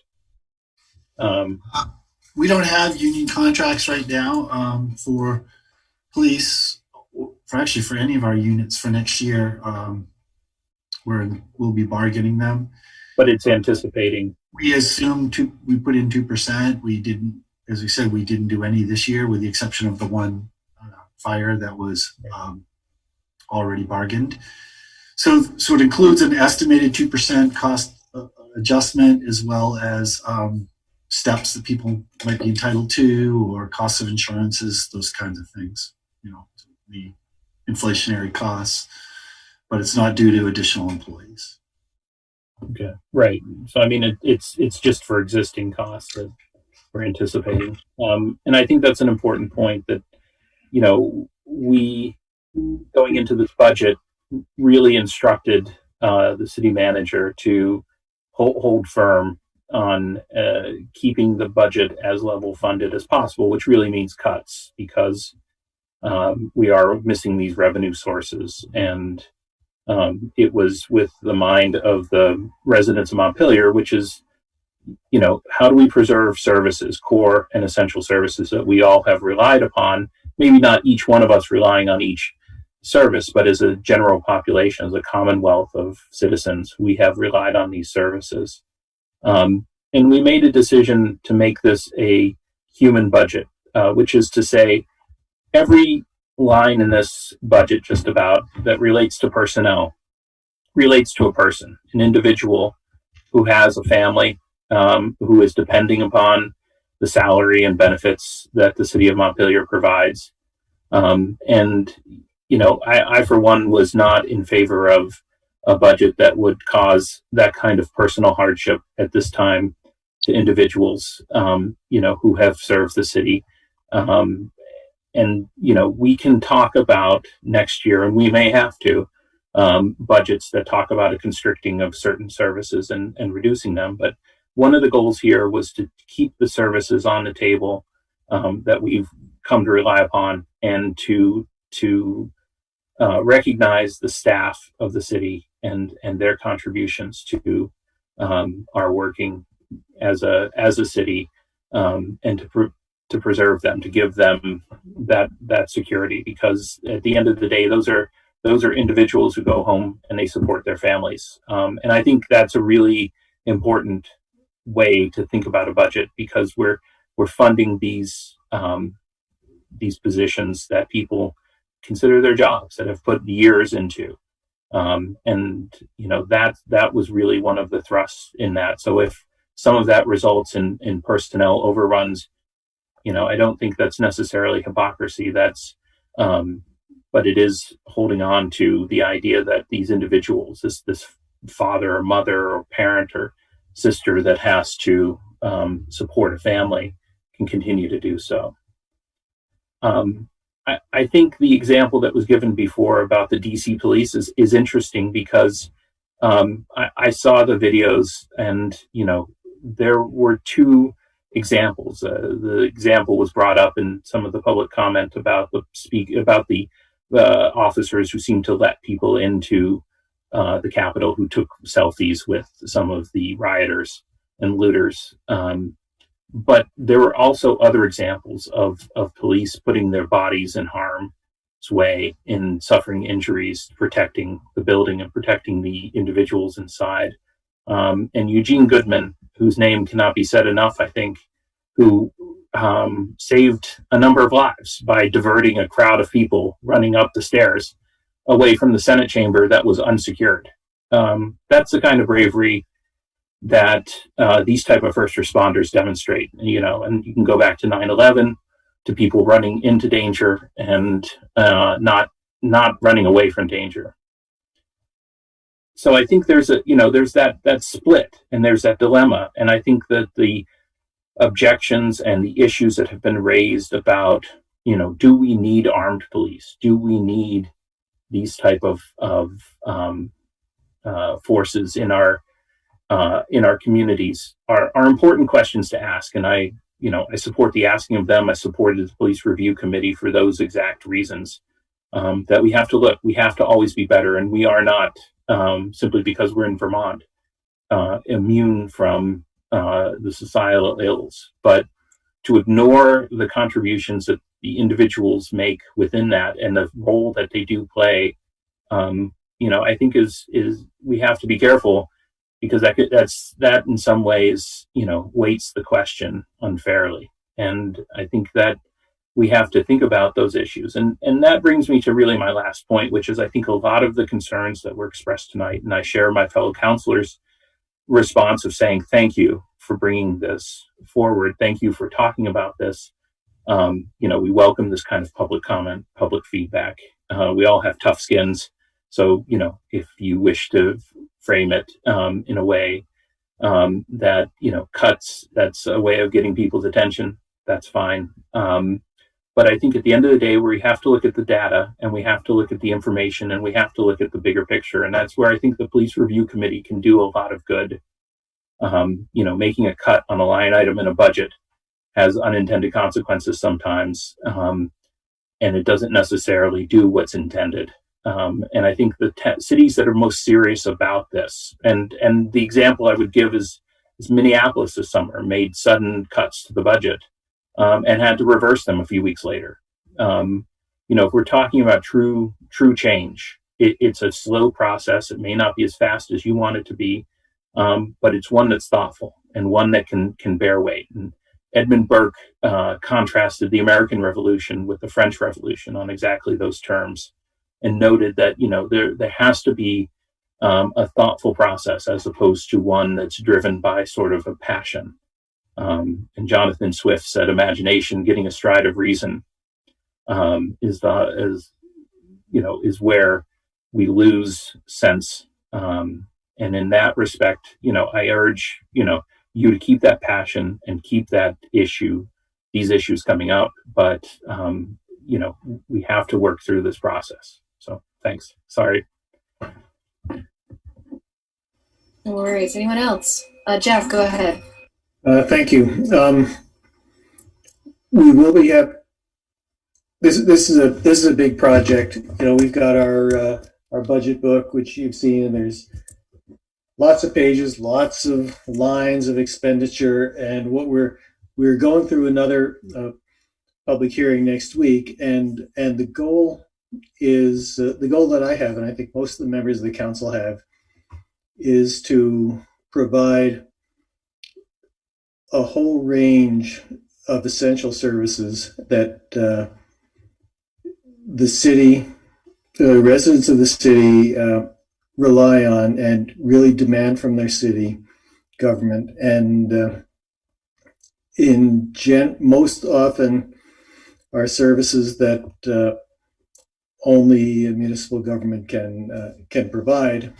And so we are looking at a whole range of things. Public safety and law enforcement are core government functions, and we have people who have every right to expect that we will provide those services. I have constituents, people out in the city who have emailed me or contacted me in other ways who are demanding sustained police and public safety services and funding because they value the services. I've worked with community members and the police to deal with problems that really require a law enforcement response. As with law enforcement and with other areas, we're trying to look at, the government always looks at whether we're doing the things in the way that works best for the community, or are there things that we could be doing differently. I'm serving on the police review committee. We're meeting twice a month. It's a heavy schedule, and we are going to be looking at, well, what's the need for police services, and what's the best way to meet that need. We already know that the city council has directed funding into a social work position. We know that the city council has directed funding to services for a homeless population. We have, as Lauren and others have mentioned, we're doing other things to ensure that we're fulfilling our desire to have a fair and equitable community. We will continue doing that. We are looking at other areas. We've looked at public works. People are familiar with the alternate side of the street parking policy we adopted this year, and that was also an effort to examine how we're providing our streets and public works services to be efficient and responsive to the community. And I think that that's going to, when we get to the end of the winter, I think we're going to find that that's been a successful change in what we do. And across the city government and throughout the budget, we are addressing ways that we can meet the community's needs and to provide a level of service that we can, of essential services that we can provide given the serious hit we took due to the pandemic. Having said all that, I think where we are now and the proposed budget that we have now is a responsible way to serve the needs of our community on a short-term basis from now out to about a year and a half from now in June of 2022. And as many of us have observed, if we thought that the budget challenges we're facing now were going to continue for multiple years into the future, we'd be looking at the budget differently. But because we want to be able to maintain the level of services and the workforce and bring it back as quickly as we possibly can. I think where we are now is, I think we have a responsible budget providing the services we should be able to provide and can provide. And I don't know if we need a motion to adopt this budget to the next public hearing, or if we don't need that because it's already scheduled.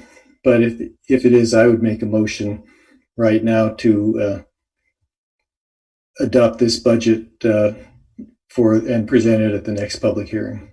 I'll second.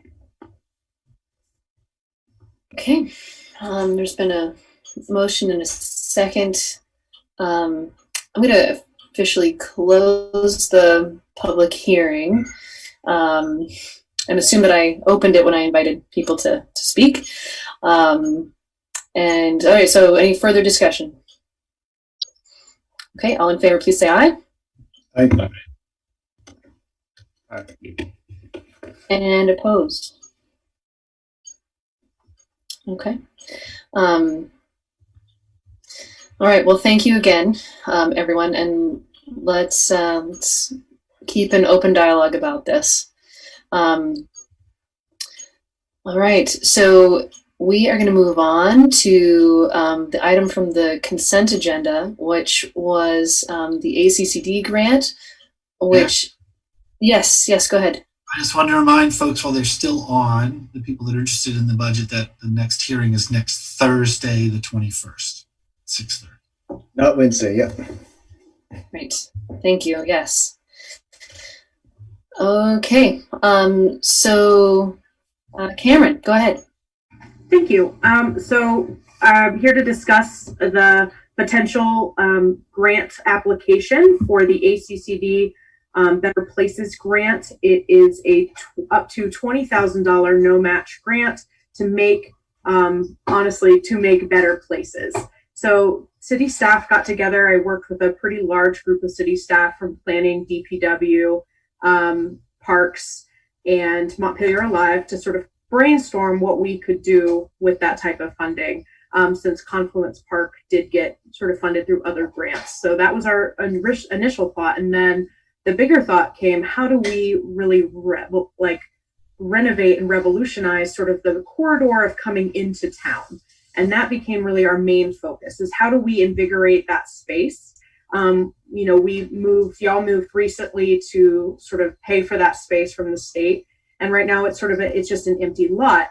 And while we know and sort of acknowledge in this grant that you guys could make decisions to do anything with that lot in the future, right now it is remaining empty. And so we really wanted to write a grant that invigorated and opened that space. One of the things that potentially included was moving the Girton Park structure. So it would move it from where it is currently onto the space. We'll call it 12 Main. So at the 12 Main space, so it opens up that area, makes it more available to the public, makes it more open and inviting, so it can still be used as a gathering space, but it can also be used as something that is an impromptu stage for performances. The proposal also includes making it more of a sort of ad hoc parklet, having some recreation opportunities for the youth in the form of a pump track, which we thought was really innovative. And I really thank Alec for bringing that opportunity to us. And really allowing it to be a public art space. Part of the grant also includes soliciting for a local artist to create either a mural, is our assumption, but could be anything in that space. Really also focusing on outdoor recreation as something that spurs economic development as well. I know that might seem far-fetched, but if you create a place for people to go and to gather in our downtown district, we really do think that that's something that's missing currently, and that this could fulfill. We want to make sure that this answers some of the questions that we've had about Girton Park, if that's something that y'all are interested in approving us, including in this grant application. It doesn't mean it will happen. Hopefully we get the grant if we apply for it, but it will remain a memorial on one hand, but it also will remain a public space along the Greenway. It's right up, the Sibonawebe multi-use path.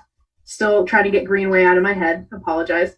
But it's right there next to the multi-use path. And so it becomes sort of a corridor from the multi-use path into our downtown economic area, and also sort of a gateway to our other park systems. So I did want to share this initial site plan. I will say that it's already undergone changes since we created this site plan. Ward Joyce is working very closely with us. Before I show it to you and share it with you, I do want to state that we've talked to Paige Girton. We actually talked to her right before this meeting at 5:30, and she's comfortable with our proposal. And we've had a really great dialogue with her about this. So I'm going to pull up the pictures and share them. This is probably the best angle. Can y'all see that? Okay. Yes, I saw Donna's thumbs up, so I will say that can somebody email me that document, because I'm only on voice. Yes, I will, Stephen. Thank you. So this site plan already has undergone some changes. The Girton Park structure will hopefully have the back of it towards the sidewalk so that it can be a public sort of stage in this area so that folks can gather here. I mainly want to draw your attention to the back here by the river, where we've also included another memorial site closer to the river to really acknowledge that the initial Girton Park structure was a memorial. So including that in the back there by the river. I think that is, well, I'll also say again, the site plan is already outdated. We've asked for the playground to be taken out because playgrounds open up a whole world of liability that we cannot afford to take on with a $20,000 grant. But the coolest part about this is that the pump track and a potential skate ramp, that was where Joyce put that in there. I think that's great. I didn't know this, so I'm sharing this information. They create a rubberized surface that people can put on to skate ramps, etc., that dull the noise so it doesn't become a very noisy and disruptive thing, which skate park technology has come a long way, apparently. So just want to point those things out. And I'll stop sharing and I'll email this to Stephen. Stephen, I'll put it in there as well that this is a definite draft and we'll probably undergo changes before we submit it to ACCD, but this is definitely sort of where we're at right now. So I've been rambling at you for a little bit, so hopefully I pick the narrative up there and I haven't missed anything. Did anyone have any questions? It looks great, absolutely great. And I appreciate the visual as well as what you put in the written stuff. It's great. Thank you. Okay, super. Other comments or questions? Jack, go ahead. I think it looks great. I think it's a great thing, great recreational opportunity in the center of town, as which I think we need, and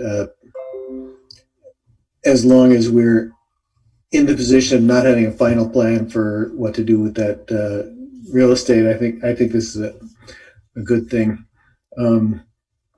Could you talk at all about the conversations with any advocates for the homeless that you might have had as part of this discussion?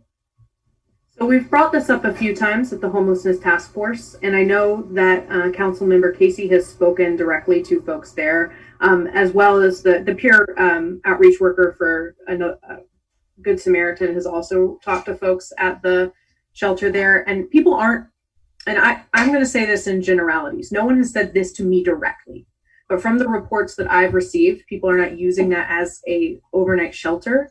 According to Good Sam, they have gotten every single person that was coming to the overflow shelter into short-term housing at this time.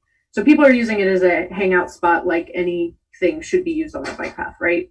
But we're, so it might be maybe them not being taken care of well, but it's not being used as a shelter.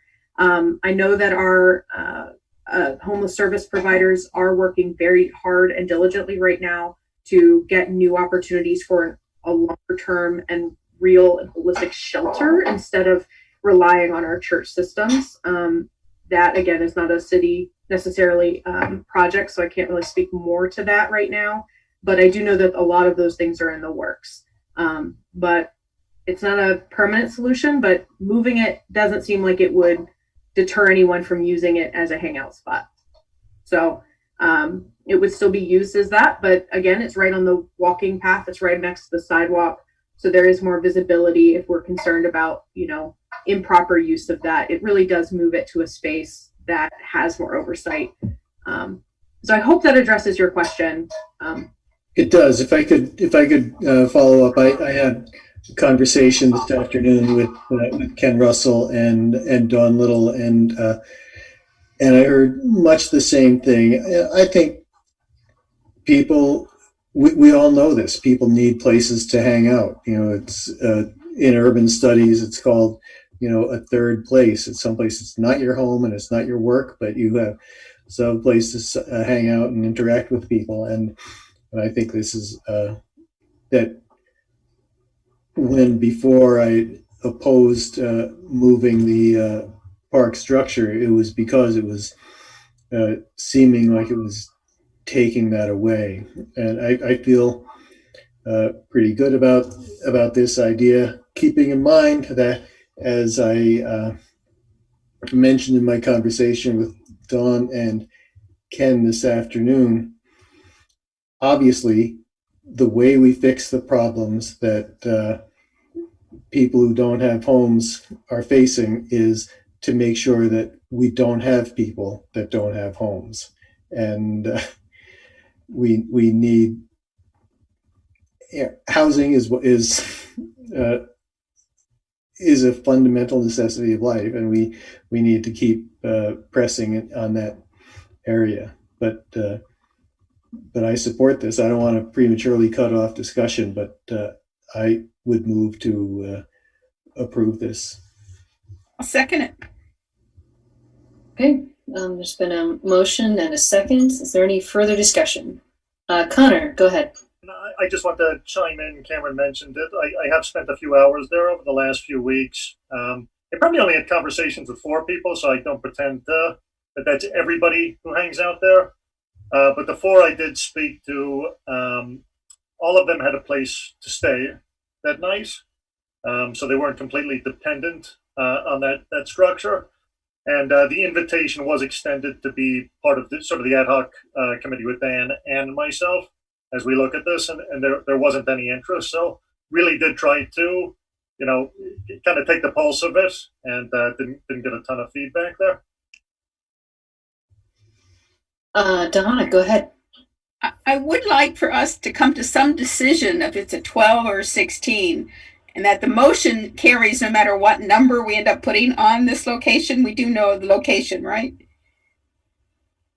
Yes. And let us know what is the decision, if we have to make it or staff makes it. But I would like to know so we can talk about that property and assign it one number, and we really get used to calling it that name. Our DPW staff recommended 16. Okay, great. 16 name. Terrific. Okay. Fair enough. Jay, go ahead. Mayor, We'll go Jay and then Stephen. Go ahead. Sorry, Cameron. I just wanted to just wrap my head around the numbers a little bit. So the ACCD grant application is for how much, and that's based on which design? I know that you've taken out the jungle gym and the play equipment, but I just want to wrap my head around the numbers a little bit. So the grant is up to $20,000. Our budget is incomplete at this time, but I assume that it will be at that $20,000 is what we'll be asking for. So the site plan is still under development, but it will include a pump track, a memorial space at the back of the lot, movement of Girton Park benches, and some decorative, the public art, and the decorative space to hide the dumpsters. A lot of that most of it will be going to sort of the building of this space. Some of it will be going to the artists to make sure that they're paid for their work, and then materials. And I think and landscaping, obviously, and I think I might be missing something, but in general, that's what the work will be for. Montpelier Alive is also planning quite a few activation activities for that space as well. Like when I said sort of a all season space for people to be there, Montpelier Alive and their partnership of this have planned a lot of like events that could happen there throughout the seasons. So some funding would go for that as well. Gotcha. I mean, I love and fully support the idea. It feels like it's well beyond a $20,000 project to make happen, even without a swing set. Everyone has said that they feel comfortable with that amount. I think who said that? I'm working with planning, DPW, Parks, and Ward Joyce is our sort of site plan designer right now. Good. No, that's great. I just it's super. It is ambitious, but I think we can make it work. All right. Thank you. Stephen, go ahead. Yeah, I missed the part where the obligation to pay for that property came from. It was still, if I'm not mistaken, that money was still due the V-Trans. But secondly, I think we should separate the question. I believe that having this resolution embedded in the consent agenda, even if it's broken out now, that in effect preordains that Girton Park is going to be moved no matter what trouble this design runs into down the line, whether the grant is made, whether the public likes the design, whether it really just seems cynically manipulative the way it's been presented. I'm all for. I differ in that we're about to see an end to the eviction moratorium. You're likely to see a lot more people, even if we've temporarily housed the ones that were mostly on the street. The privacy implication can't be underemphasized. That the place where you could, talk or, have a beverage or whatever, that there's an autonomy in the current location that it doesn't exist on Main Street. I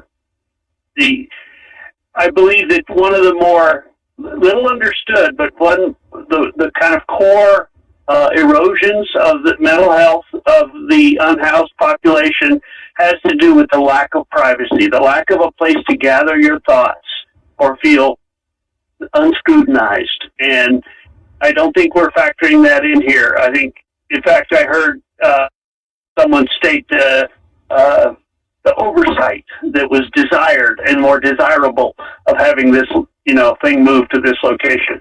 So I believe that the application for the grant should proceed, but the decision, the resolution to move the structure is premature. I would like an opportunity with the design in hand and with the, implications to be able to review it with the folks. I'm an advocate who speaks to a lot of folks on the margins, and I don't believe we've done our due diligence here by any stretch. I also agree with Jay that the number is grossly under.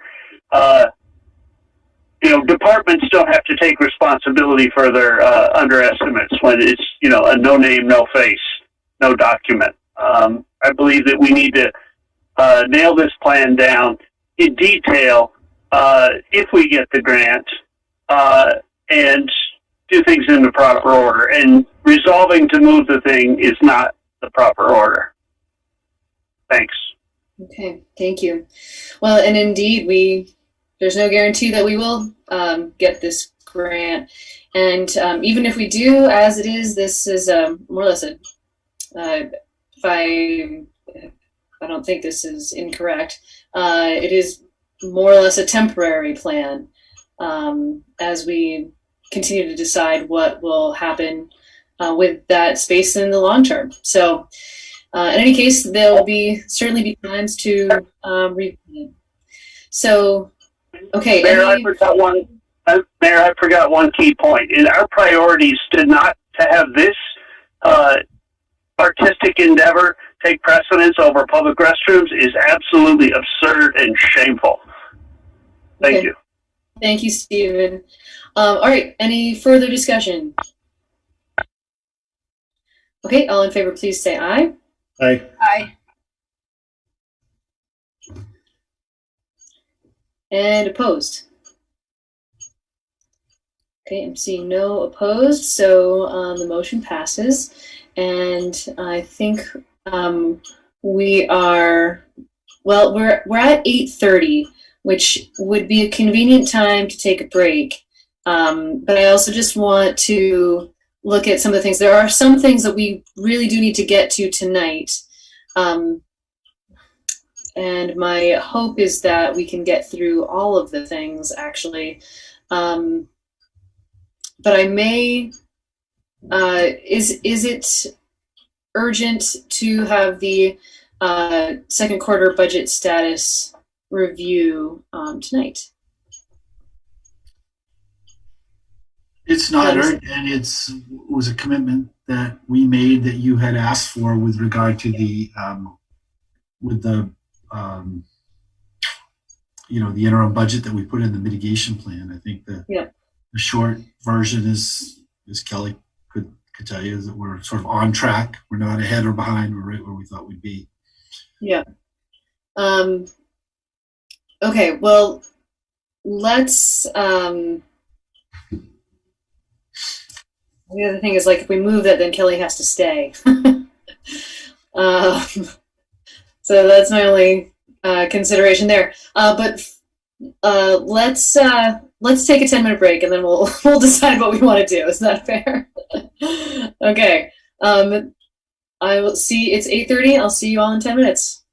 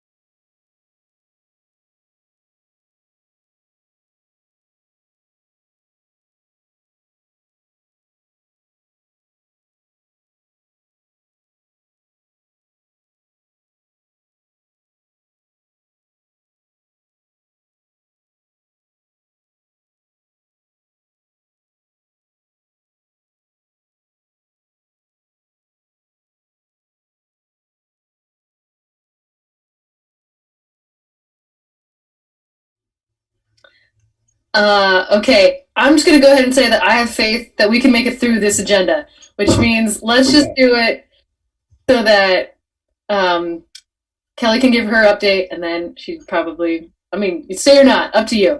But let's do the review of the second quarter budget. Okay. And I promise that I'll make it quick. Can everybody hear me okay? I think my sound was a little bit off earlier, so I've turned it up, and hopefully that's... Okay, that's great. It was a little soft, but we could hear you. Okay, good deal. So what I'm going to do is I'm going to go ahead and share my screen and walk you through this presentation. And let's see here. Lost it. Hold on. Okay, you can see this, okay? Yep. Right. Okay. So I'm just going to walk you through kind of where we started the deficit mitigation plan and where we are. And so as you can see, this is what we were looking at for revenue downgrade in 21. So in terms of revenue, just over $1.1 million, and then just over $265,000 in the parking fund. And so I'm going to move on to our rescission summary, which is the total of those downgrades in items that we came up with. And it's across the spectrum. There are personnel related cuts, there's capital and equipment, and there's also some of our community enhancements that were also reduced to just make way and make room for the difficult conditions that we're facing.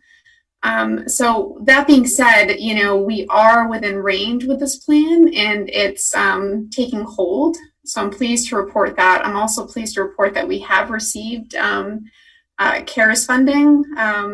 So that's really exciting too. So that'll really help us weather the storm. But we're 6 months through and 6 months left. So we've just got to be careful as we proceed. But I feel like we're in pretty good shape considering what we've seen. So this slide here just kind of breaks it down and provides kind of a net result for you. So we're about $25,000 to the good right now as it stands. If we're taking, all things, deficit shortfall, and then comparing it to what we're actually seeing at the close of the second quarter. So as you can see, our taxes and fees are a little bit better than what we had anticipated, to the tune of about $313,000 or so. And that's in large part due to the fact that we actually ended up receiving our full pilot payment that, we had initially booked down because we just weren't sure. I'm not sure if we'll be as lucky in 22, but at least we did receive that here. So you can see that direct impact here in the first quarter or second quarter rather. We still do have some downs associated with FY20 that are coming into 21. Some of them are capital related, and some of them are related to 21 and their program and user fees and the like. We're just keeping a really close eye on them, but you'll note that it's better than what we had anticipated. But then the parking fund is not better than what we had anticipated. We're just not seeing the revenues coming in. We're able to support enforcement, but it has really forced us to take a really close look at the parking fund to make sure that it's viable, now and moving forward. And so as we get down into these categories here, you can kind of see that, there have also been shifts in what we've seen for reductions. I want to note the personnel line in particular because it seems low based on what we were projecting, but there are some things that are netting against that. Such as we've had some staff transitions. There are associated costs with public safety and COVID related needs that are kind of netting out here, but we also did receive COVID funding. So we're actually in an okay spot. And then in terms of operating, there were a few contractual things that we thought we might be able to mitigate, but it turns out as we move towards a more managed service IT contract, it's a little bit more expensive. But in the long run, I think it's actually going to work out quite well and is actually proven to be extremely beneficial as we've gone remote, and being able to support the IT needs of the city, making sure that we're secure is just really essential. So we're going to be set up for the future, and we are still able to meet the need of the current conditions. And then, Jack, did you have a question? Yes, I'm turning. Oh, yes. Thinking about the experience at Legal Aid with migrating most of the work to home, did we have to buy a lot of laptops for people to do working from home? So we did purchase some laptops. We were able to crowdsource some laptops also, and we were able to use existing desktops and maybe, assign somebody, 2 desktops, so one from home and one at work, so they didn't have to lug it back and forth. We've gotten creative, and we were also able to negotiate into our managed services contract more laptops. To just, we know that this remote work is not probably going away anytime soon, and we know that we're going to need to be nimble. So the answer is yes, and we're trying to make the most of, what we have. Are we relying on anyone using their own home, their owned computers for that? Not at the moment. However, with the managed service contract, once we migrate to the cloud, folks will be able to log on using a personal device. We can't currently do that just because of the security concerns in the network. But once we do switch over completely to cloud-based, folks would have the option if they wanted to. That being said, we are making sure that the technology is available for folks that need it to work from home. Oh, that's good. And the security is certainly what I was thinking about. Yeah, totally. When we went the first period of time with a lot of people just using their own home computers, and security was a real concern at that time. Yeah, we've been really particular about that, especially in looking at this contract and making sure that as we stand up, to the cloud, because we're still in the process of migrating, and right now we're still sort of 1 foot in, 1 foot out. But yeah, security is a big issue. Thank you. You're welcome. And then for capital, you can see here that the only difference from what we had put in the deficit mitigation plan and what's noted here is the accounting for the power stretchers that we purchased through municipal lease financing. So I just took that down a little bit just to reflect that it's about $9,000 or so. So again, we're in pretty good shape, although, it's with a little bit of caution that I say that. Because we still have 6 months left of the year to cover. And so this is the slide that I wanted to show you with the COVID money that we've received so far.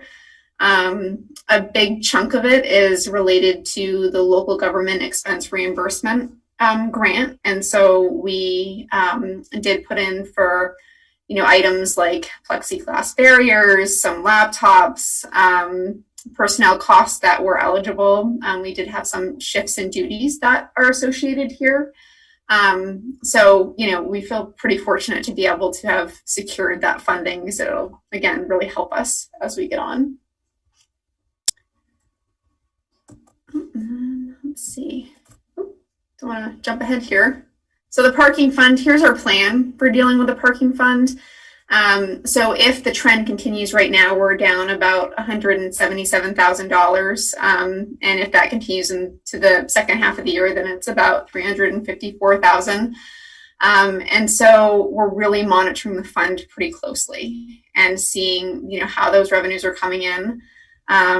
We have enough to support our enforcement staff. So, in terms of, where we need to be for what the fund, has to support as a core piece, we're doing that, but not much else. And so, we are shifting allocations from the parking fund to the general fund.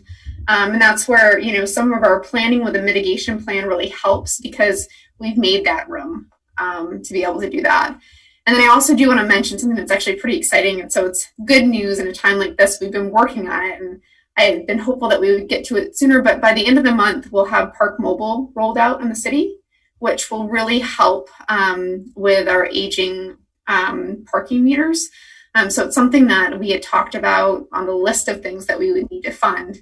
And so as we move forward, we may not need to We may be able to just use the Park mobile app for credit card transactions and then coin for the meters. So they're still accessible. And then the Park mobile app itself will give us access to a lot more data around our parking in different zones. And so as things get better, we'll be able to build those revenue models and projections a little bit more accurately with the data that we get. And so in the interim, we'll keep an eye on things. We'll shift, personnel costs away, but then we're also looking at ways to reduce certain credit card fees if we're using the Park mobile app, which is net neutral to the budget. And then also looking at other options like, freezing equipment purchases and other purchase services. So I think we've got a good plan. We've just got to stick to it.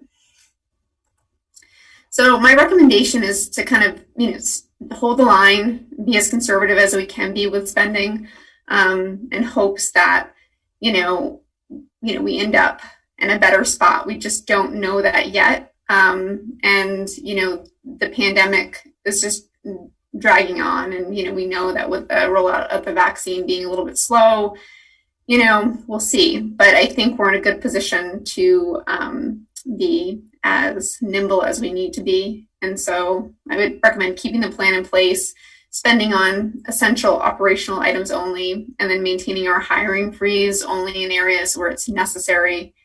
And then as conditions improve, we'll add things back. We are looking at that prioritization list right now, so then we have a list to come back to you with. So it's a pretty clear kind of, what we would do next if we had the funding. So that's my presentation. I'm happy to go back to slides. I'm happy to answer any questions. I just want to thank you. You're welcome. Thank you. Yeah, thank you.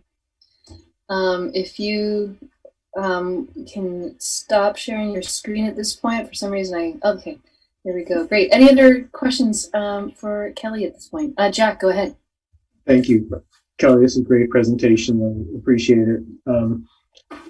I was thinking this isn't directly targeted to this presentation, so if you don't have the answer and you want to just tell us next time, that would be fine. But one of the commenters in the public hearing had some questions about the budget, and one of them had to do with it was Rachel Desolets, and one of the questions had to do with uncollected property taxes. And is there anything you can tell us about uncollected property taxes and what the rate is right now and how we handle them? So I can give you sort of a general explanation, but I would need to, actually craft an answer to give you the specifics. I did pull the details, but I didn't, prepare it for tonight. Initially, when we were experiencing this downturn, I did take a look to see where our delinquency rates have been in the past, and we've held pretty steady. And I just looked at the best example that is attributable to this one, the Great Recession, and still, surprisingly, people are paying their property taxes. I mean, we do have some delinquencies now that this thing is dragging on a little bit more. And as they come in, they are booked. You can see within the budget lines that there are penalties and interests that we do book on the lines, so that's there. But in terms of providing details on trending and where we are actually to date, I would want to just look at that a little bit closer, and I'm happy to provide that for next time. Okay, thanks. You're welcome. Hey, anyone else? Okay. Thank you again, Kelly. Thanks for this update. You're welcome. Oh, sorry, Connor, did you have something? Oh, I was thinking, Kelly. Oh, super. Awesome. Okay, so moving on in our agenda, the next thing is potential adoption of a resolution regarding the national election and related events. So I'm sure that many of you saw the YouTube video I put out just the other day In my mind, it did three things. Condemned the attacks on the Capitol, the Washington D.C. Capitol. It asked. Well, it informed people that the Capitol, or that the State House would be closed, that the school buildings would be closed, and City Hall would be closed. And then third thing is asking people to refrain from in-person direct counter-protesting.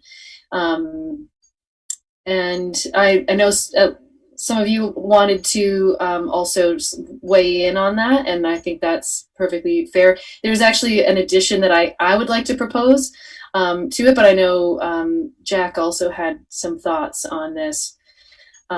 So Jack, I'm going to just pick on you first and let you go first, and then I'll make my amendment suggestion as well. Go ahead. Well, thank you. I think I reviewed the latest version of it, and I think you caught everything that I was interested in talking about. I had some pretty small editorial changes, and I think those are all incorporated in the draft the way it is now. I should look and see if there's something that are you thinking of something that I sent you that didn't make it in here that I should be talking about?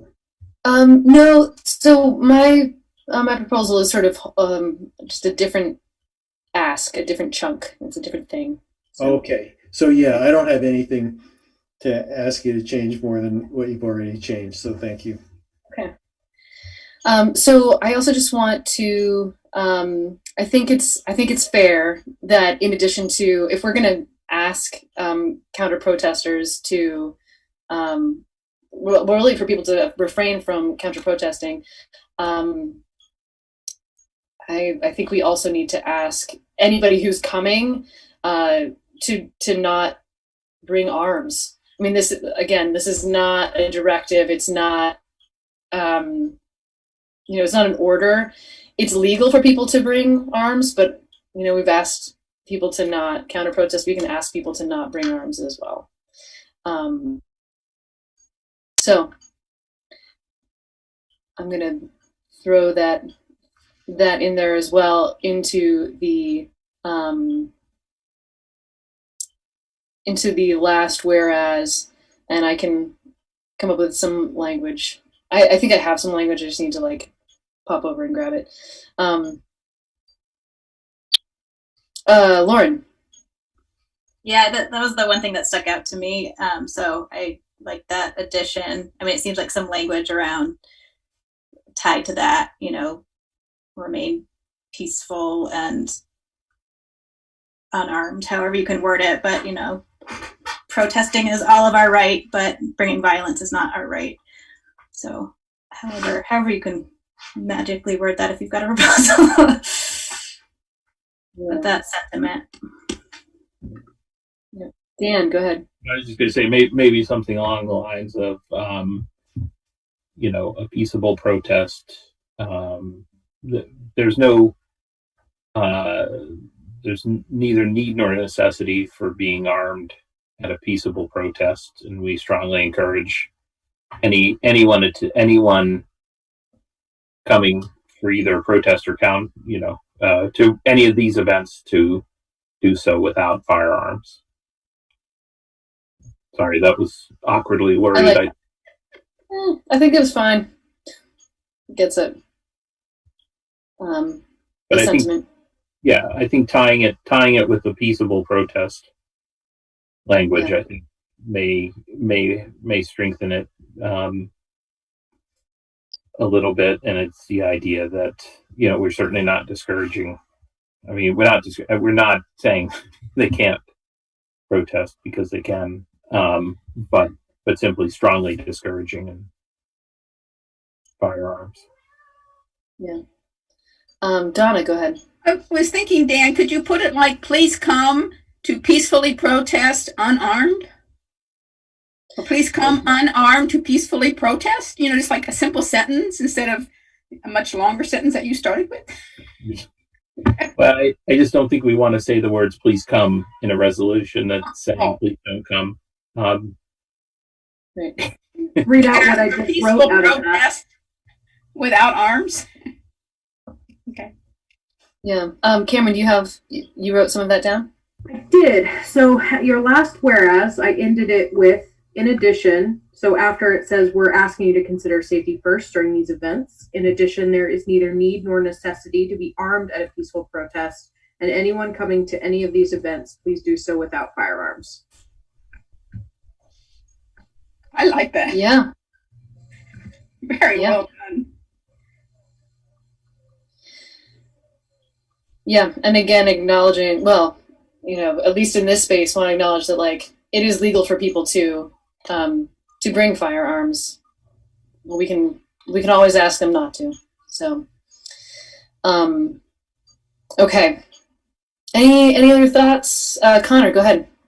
Yeah, no, I just want to thank you, Mayor, for getting out ahead of this. And I think it's important to say that this is probably counterintuitive to a lot of us who come from like activist backgrounds to discourage people to go out and do a counter protest. But I think like as important as this resolution is just, let's be explicit. Like everybody's well-intentioned who's putting this Facebook group together. But I really worry about it.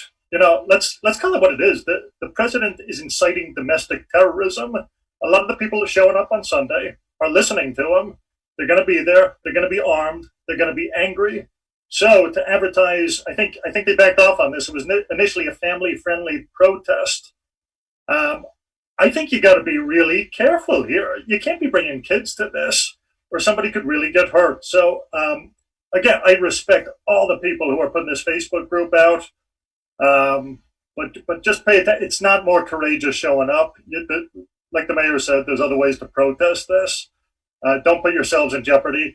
Don't put our police, other people trying to de-escalate it in jeopardy. Just please stay home. Chief, I see that you have turned your video on. Did you want to address any of this? If not, that's okay. But I could do it quickly, and I thank especially the members of the council, Bill and Cameron, for your guidance, your leadership, as we're dealing with this situation, and ultimately we Montpelier Police Department, we value everyone's rights, their constitutional rights for speech and for assembly. But in echoing Councilmember Casey, we also want to make sure and ensure the safety, and we want to, while we don't know of any direct threats to Montpelier, to the Capitol, nor do we have any information as how many people may or may not show up, but we want to be able to focus our resources directly where they may need to be, and looking at the national trends and looking at at what's on the news. We just want to be able to ensure that the best way for us to ensure everyone's safety is just to advise folks, just to exercise caution and discretion in what they're doing going forward. So again, thank you all very much for your support and for this opportunity and for your leadership as we move forward and overcoming this, because we are going to overcome this and we are going to ensure the safety of our city and of our community. thank you, Chief. And I also just want to thank you personally myself. Thank you for all the work that you and your staff are doing to ensure our safety coming up. We deeply appreciate it. So please pass that on from us. Okay. So any other changes to this resolution? Okay. Is there a motion? I move we adopt it. I'll second. Okay. Okay, we got a motion and a second. Any further discussion? Okay, all in favor, please say aye. Aye. Aye. Aye. And opposed? Okay. Thank you all. Lauren, go ahead. Is it clear that it's as amended? Was that? Yeah. Oh, that's a good question. As amended, yes. Right. Yes. Okay, that's also how I understood it. Thank you for that clarification. Okay. All right, great. So moving on, we have an warning for the net zero plan. I sort of assume either Bill or Cameron is talking about this. Or maybe Donna. Donna, maybe? At one point I had thought this was in the consent agenda. I thought it was on the consent agenda last week, to be honest with you. Well, I agree, but it was. We talked about it. I pulled it out and talked about it. That's what I thought too. I was surprised when I saw it tonight, honestly. I didn't pull it out, but I talked about it after we passed the consent agenda. Cameron, you muted. Cameron, you muted. Five layers deep here. I think this is I'm looking at it and it has a January 6th date on it. I think it just got carried over from last time. We apologize for that. Okay. That's all right. Okay. Yeah, is Cameron going to send us a clean copy of the resolution as passed? I'm working on that as we speak. Which yeah, I'm so impressed. Thank you. Things deep. Sorry. That would be great. Thank you. Okay. All right. So, potential ballot item: retail cannabis. I know this is something that Councilor Casey has been working on, so I think I may turn it over to him. Yeah, sure. And I've spoken about it at a couple other meetings. This was something I've had a few constituents come up to me and ask for us to consider putting it on the ballot. City staff did a great job with the synopsis that's included in the packet here, but it does stem from S54, which was passed in the legislature, and the legalization and regulation bill does require that a municipality pass on Australian ballot language allowing for the sale of retail cannabis. You wouldn't be able to set up a shop until I think it's later in 2022. But about 10 towns have adopted this already for the ballot, and I think there's good reason to. I think we want voters really to consider two things. First, what we'd be putting in front of them now: do you want it or do you not? Personally, I see some benefits in having retail cannabis in Montpelier. Certainly, revenue. We could go on about how the war on drugs has failed. But certainly we've had a dispensary here, a medical dispensary, for the last 7 years, who have been really good partners with the city in an area of town that I think has not been very disruptive at all. So I think we want to make the determination early in this process. Do we want retail cannabis? If we don't, that's okay. I have no desire to introduce it a second time. But if we do, let's go through the motions of doing it right. Let's make it transparent. Let's have a community process on it and say, what does that look like in our community? Because I see potential in rushing it if we waited another year to put it on the town meeting day ballot there. So I think this sparks a discussion. Honestly, I think our community's been pretty progressive on this issue. About 10 years ago, passing a resolution to decriminalize marijuana. And there certainly are some benefits to having a dispensary in town there.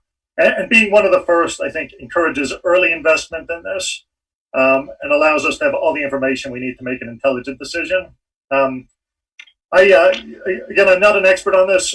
You'll see a little square with Virginia Renfro, she does represent the dispensaries. She's been in the State House working on this issue. So if there were any more like technical questions or anything anybody had, I just asked Virginia to be here because she might know the answer to it. But basically, that's my spiel. I think it deserves its day in court. And again, without expressing a serious, side one way or the other on this, I think it makes sense for the council to put on the ballot, have some discussions before March, maybe, let people make the case, and it goes up or down. So that's it for me. Okay. Thank you. Comments or questions? Jack and then Dan. I agree with this. I think we should do this. From everything I've been told, there are large segments of the population who enjoy partaking in marijuana usage. And I understand it's quite pleasurable for those who do. I think it's an opportunity to treat the adults in the community as adults, and I think legalization is long overdue. And now that we're there, I think that this has potential for the city, and I think we should be doing it. Dan. I won't ask where Jack gets his information from. But given his Grateful Dead playlist on Facebook, I don't know if I want to know. But Chief, one of the components of this is has a sort of public safety component, especially driving impaired, and it talks about training to be received by police departments and dealing with that. Do you have any concerns about the timing of this or your ability to address those issues? That's a very good question, sir. At the moment, I don't think that there is established practice regarding how to make the determination of impaired driving with it, other than the standard things that we use for DUI, which will require things like blood draws and things to that effect. But in how to determine that, and this is a case that nationwide the legislation is moving faster than a law enforcement reaction. So that's something that we would definitely have to continue to consult with Commissioner Sherling's office and look for those best practice ways to include the academy. One thing I would caution is just to look at ways that what I've seen in other places. In my previous assignment, when marijuana was legalized, we always saw burglaries and robberies at dispensaries. So I would just say that we to just make sure that we're looking at security practices for folks who are in town who may be involved in distribution or selling. So just to make sure that they're protected, their business is protected, and then it helps us in our response efforts if we have to respond again to a potential break-in. I've also seen those reports about the significant increase in Girl Scout cookie sales across the street from said dispensaries. Okay, but so just to understand, I mean, as reading the documents that we were handed, it sounds like towards the end of this year the state is aiming to get training out to police departments for that. And, it seems to be one of these things where there'll be a training about the same time that dispensaries open. And I just wanted to make sure that there wasn't any sort of larger concerns. I mean, sometimes these things do move fast, and obviously you have to play a little bit of catch up, but I just wanted to make sure there wasn't any particular outstanding concern from a public safety point of view of that. To my knowledge, no. And I would have to, while I wasn't here during that initial conversation as the legalization process was going through, I've got a tremendous amount of faith in Commissioner Sherling and his ability to look ahead. And so I have no doubt that this is something that he and the Academy are working on. Yeah. Thanks. I guess I'll just echo. I don't have a problem with this being put on the ballot, having voters being asked, and while I might be less familiar than other members of the community with these practices, I certainly understand that they are widespread. Thank you. Jay and then Lauren. Well, I just wanted to follow up, and I think actually to Dan's point that, and supporting Connor's argument here that getting ahead of it, getting it on the ballot now, so that we are we can start this process early and don't have to feel like we're in a position where we're rushing to be able to sort of catch up and manage that whole process on a short time frame. I think it makes I fully support the idea of getting on the ballot early so that we can work through all this process ahead of time. Thanks. Yeah, thank you. Lauren.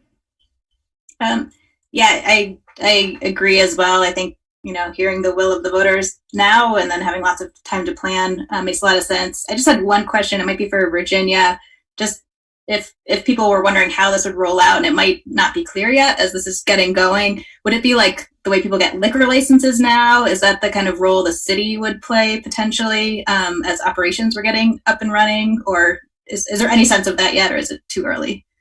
So Virginia Renfrew, I work with medical cannabis dispensaries. So there'll be a cannabis control board, which will be established hopefully over the next couple of months. And so they'll start to really kind of lay out what this is going to look like. And I know that when the dispensaries, when that law first passed, they all had to go, if they wanted to be like in Montpelier, the dispensary had to come to Montpelier City Council and get the approval of actually being there. So I'm envisioning that that will probably be one of the requests on the application that the Cannabis Control Board will be putting out. So different people will apply, but they would have to, if they were going to, wanted to open up a retail store in Montpelier, on that application, it would probably ask, has the town or city approved your store, and have you gone through zoning? Thanks. Donna, go ahead. Virginia, nice seeing you again. Do you get samples?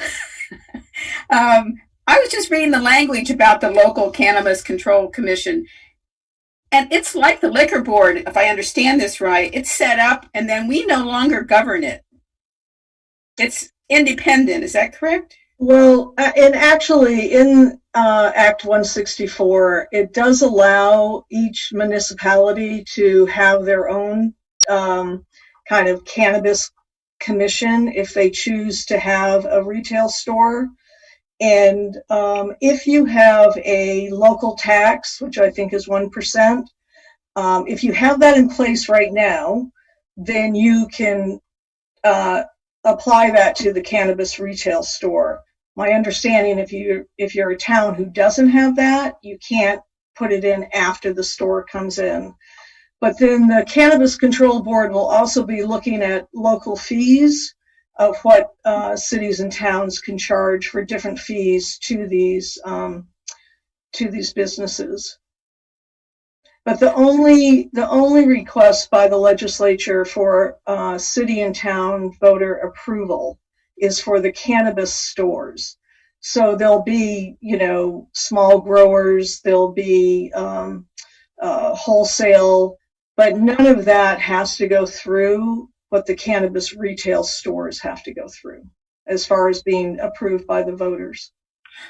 I was just trying to understand the relationship. I mean, it says the municipals set it up, but then it sort of indicates that then the municipals wait for the board to present the rules. And so I guess how much of this language stays that way should this pass? Do we get to muck around in it if it should pass? These rules? Well, I mean, I think that you would have the ability to certainly make the decision, let's say somebody wanted to, and I'm not sure what the city of Montpelier wants to do, but let's just say that somebody says, well, I want to put my retail store at where the former Bluestone was. And Montpelier's like, I don't think that's necessarily, I think that you will have say in where it can be within your city lines. And I mean, there is some unknowns right now because we don't have this Cannabis Control Board, and they will be putting together rules, but certainly you'll have the opportunity to go in front of this Cannabis Control Board while they're making their rules and regulations to say, this is what we feel as a municipality that we would like to see, our ability to have some control over this. And so I believe that certainly, I know the city and League of Cities and Towns was very active in Act 164. Thank you. Thank you. I definitely support moving this direction.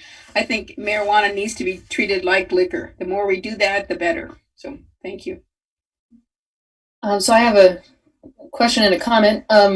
So just to clarify, one of the things that you said, Virginia, my understanding was that there was not an opportunity for a municipality to have a local option tax on the retail sale of cannabis. But is that not the case? Do you already have a 1%? We have meals, rooms, and alcohol, but not sales. So I assume it does not. It would apply if we had a 1% sales tax, but not. It's not going to be lumped in with the like meals, rooms, and alcohol and cannabis. Well, there's going to be a 20% tax on the I think 16% tax, maybe 16% sales tax on cannabis. And let me get back to you, Mayor, on that, because my understanding is that I know like Williston, who has a tax on all of the stores that they have up there, I think they have a 1%. Then if somebody was to open one there, that would continue to happen. But I can get you some more information on that. Thank you. I am sort of assuming that it's the sales tax as opposed to meals, rooms, and alcohol. And for some reason, I thought, well, it could. Is it? It's called a local option. Local option tax. So Montpelier doesn't have that. We don't have a local option sales tax. We have a local option meals, rooms, and alcohol tax. All right. I'll get back to you on that. Okay. Thank you. The second thing, I agree with the sentiment that as much as we can, treating cannabis like alcohol, I think makes sense. One of the things that I want to be wary of is, especially as we have a community conversation around this leading up to town meeting day, one of the things that I'm concerned about is underage usage, and just wanting to think ahead about how are we working to minimize that. I mean, I know it's already relatively prevalent among youth in our community, and I think that is something that needs to be addressed. And to be fair, this is more in the realm of the schools, but I would be interested in potentially the schools' comments as well as their plan for what to do if or when usage changes or particularly increases. Anyway, all that is also to say, I'll be very interested to see the youth behavior risk survey data over the next few years if this does go through. And if I could just add, there's a certain percentage of the money that is going to be collected through the taxes that is going to go specifically for prevention. And it will be going out to the schools to work around prevention. So, and that was something that was definitely, really desired strongly by legislators to ensure that as we open up the cannabis retail stores, which is for, someone who's over 21, but that some of that money be given to prevention programs. Okay, that's helpful. Thank you. Donna. Well, I'd like to make a motion to direct staff to add the article about cannabis to the ballot warning. Present us. Actually, that's fine. You actually are the people that decide what goes on the warning. We can write it down, but it's the council votes to put things on the warning. Well, that's what I'm asking for, to vote on it. That's what your directive says, is that you need us to give you direction, and you have ballot language here. So I'm accepting. I'm just saying, frame your motion to add that ballot language to the warning. That's all. Don't just tell us to do it. You need to do it. So. All right, because your recommended action was to give direction to city staff, but I'll stop that. I'll just put a motion out there that we put, shall the city of Montpelier permit the operation of cannabis retailers and integrated licensees which are licensed by the state of Vermont pursuant to Act 164 of 2020, subject to such municipal ordinance and regulation as the city council may lawfully adopt and implement. Okay, motion and a second. Any further discussion? Okay, all in favor, please say aye. Aye. Aye. And opposed? Okay, so that motion passes, so the item will be on the ballot. Okay, so the next item is about the clerk's lawsuit. So for this, John. Thank you all. I'll be really quick because I know that there's a lot going on, and this is kind of a favor I'm asking. I don't know if you all are aware of this. It was in the paper again today that there's a title insurance company that's based out of Connecticut, but they're Vermont company. Their Vermont director is technically the plaintiff, that are targeting 8 clerks' offices. I'm not one. Just sort of randomly, Whiting, Milton, South Burlington, Plainfield, Northfield, to force them to basically go back to pre-COVID access rules in terms of hours and not making appointments, just having the doors open. So obviously it's dangerous. Obviously it's stupid. Obviously it goes in contradiction to the governor's order. So if this were to be approved, then it would bring into question the governor's order. The language of it would bring into question, even after the COVID situation, whether town municipal offices across the state can even have different hours at all, because it's about equality of access.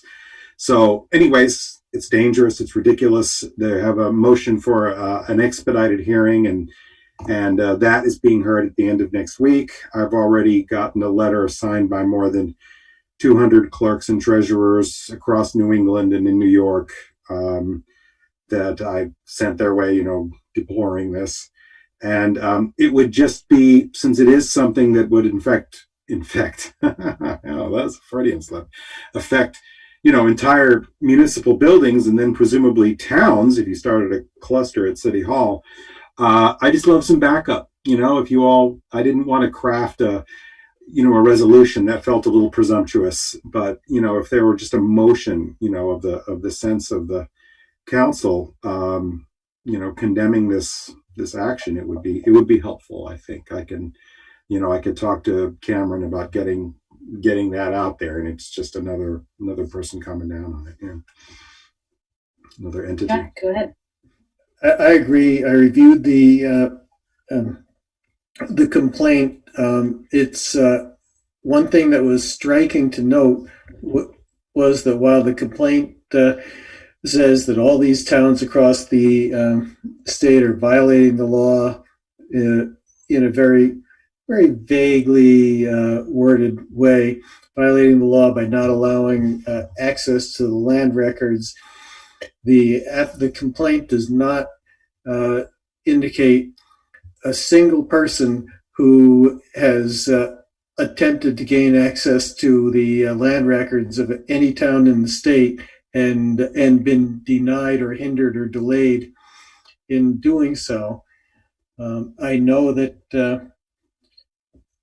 a friend of mine is on the select board, also a lawyer, and is on the select board in Bolton, and I know there's a motion to dismiss for failures to state a claim on which relief can be granted that's been filed. And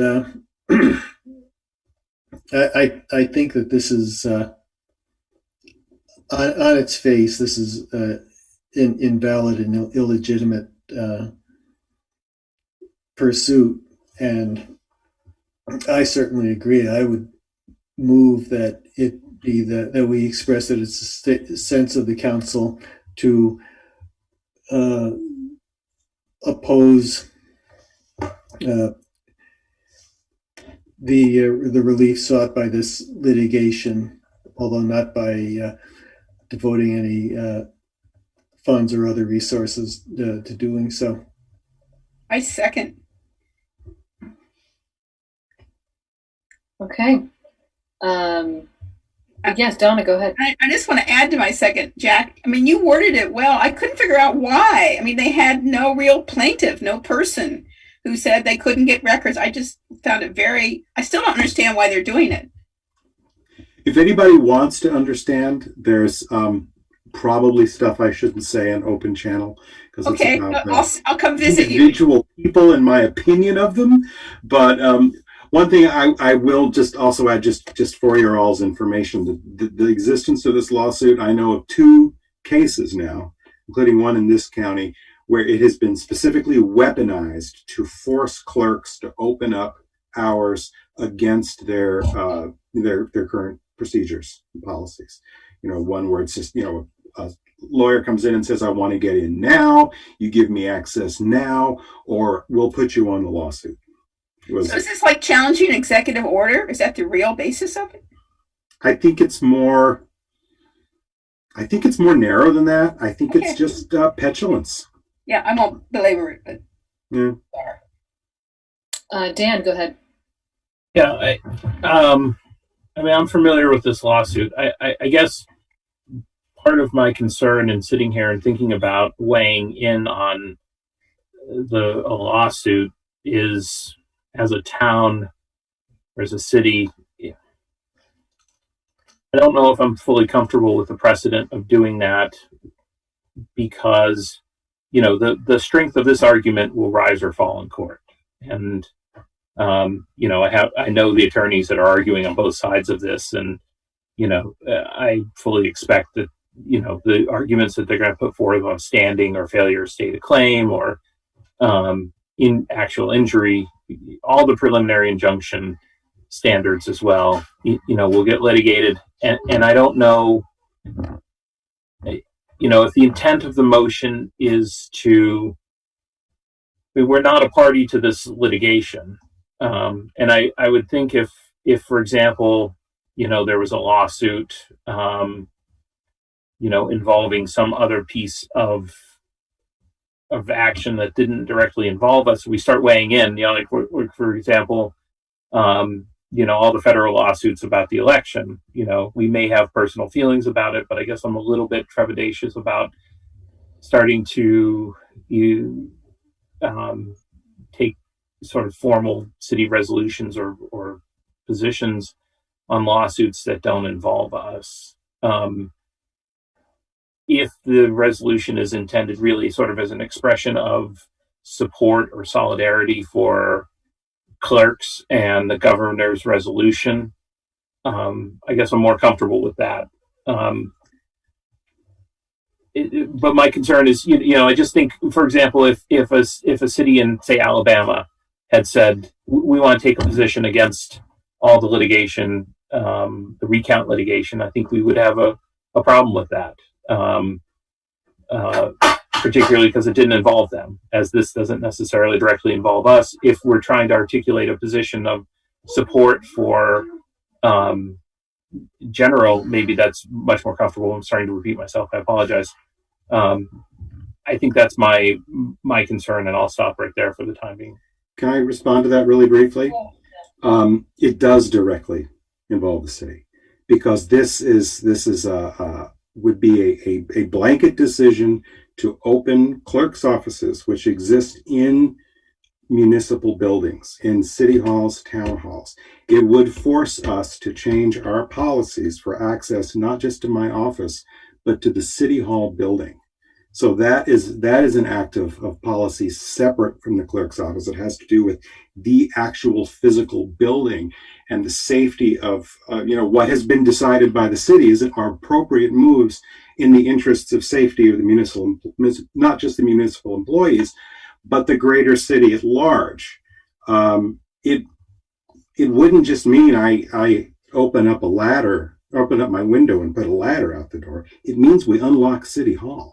It directly affects us, and that is in fact the point. They're not just going after these 8 clerks' offices. This is something they want to get through, to have a blanket effect on all the municipalities in Vermont. And I think all the municipalities in Vermont therefore have a direct interest in this lawsuit. And I don't think it's anything as abstract as, you know, somebody in Alabama not liking the election. This is about us. This is about City of Montpelier and how we get to run our affairs in the interests of safety. It's a shot not off to the side. That's not oblique. It's a broadside right at that. I don't necessarily agree that would follow. I mean, I understand where you're going with that, John, and I'm not trying to be. I guess I'm expressing a note of caution here, and no, I'm not familiar with the legal arguments that they're making, and so if I understand you correctly, John, you're saying that, you know, they're attacking the sort of underpinnings of every clerk that's closing, and such that if they were to prevail, I mean, because it's the rule of litigation is that, you know, the decision only affects the parties that have standing, that have an opportunity to respond, that are named in the caption, you know, as opposed to being affected. But what you're saying is that once you know, if a decision was put out there by a superior court judge and said it's unconstitutional or whatever arguments are raising, then, and if they were successful, then it's just a matter of time before our regulations would fall, or, you know, they'd be susceptible to a challenge where we'd have to rethink that. And I guess along those lines, I mean, is there an effort then by municipalities, either by the League of Cities and Towns or by, you know, some clerks association, to gain standing as an interested party?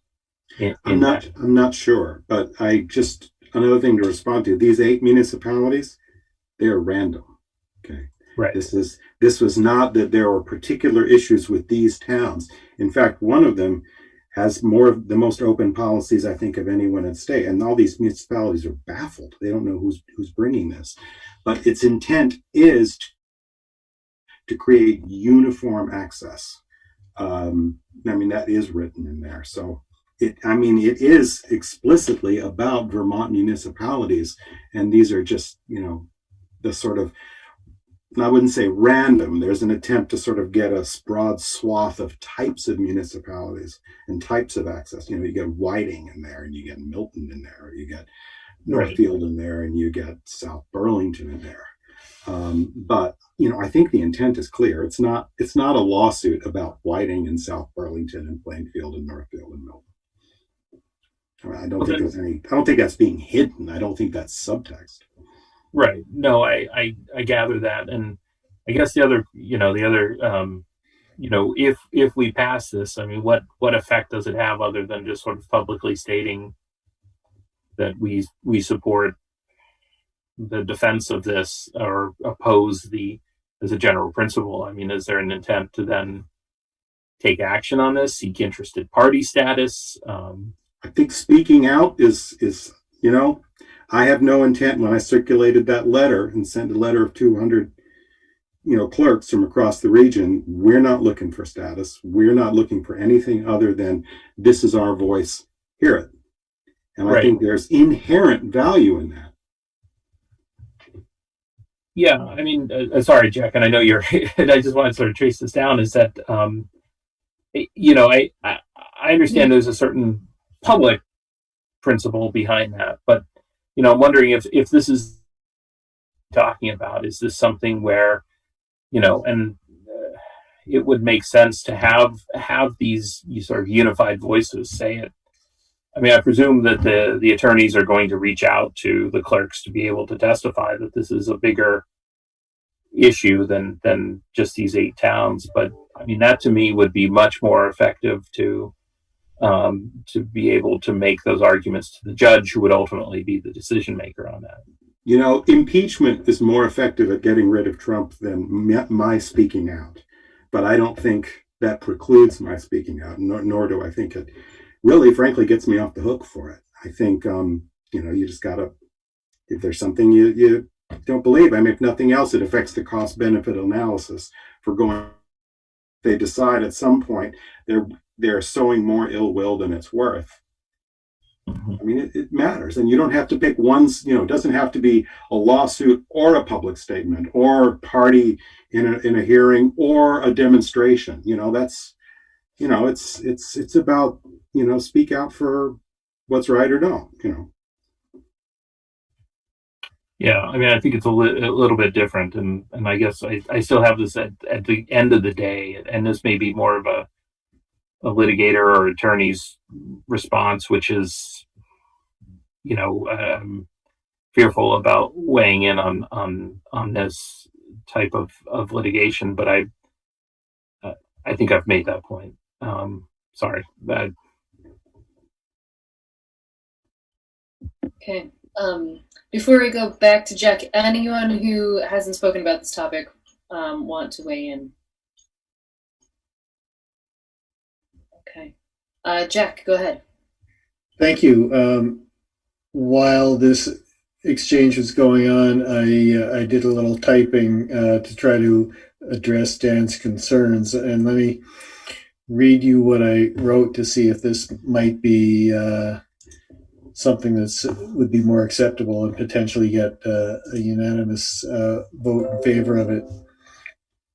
It is, and so this isn't an amendment yet, but if it looks like it flies, I would move to amend my previous motion to word it this way.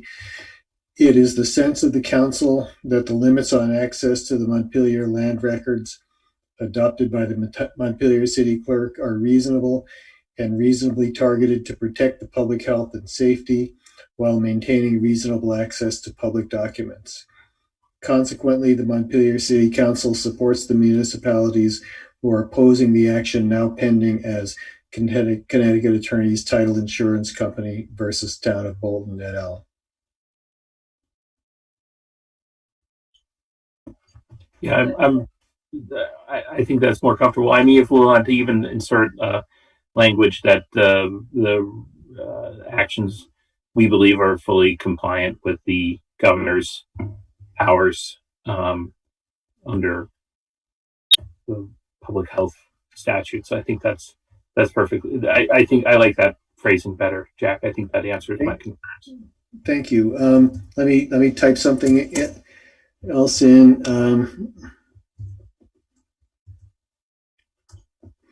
What I'm typing in is and in conformity with Vermont law and the governor's executive order.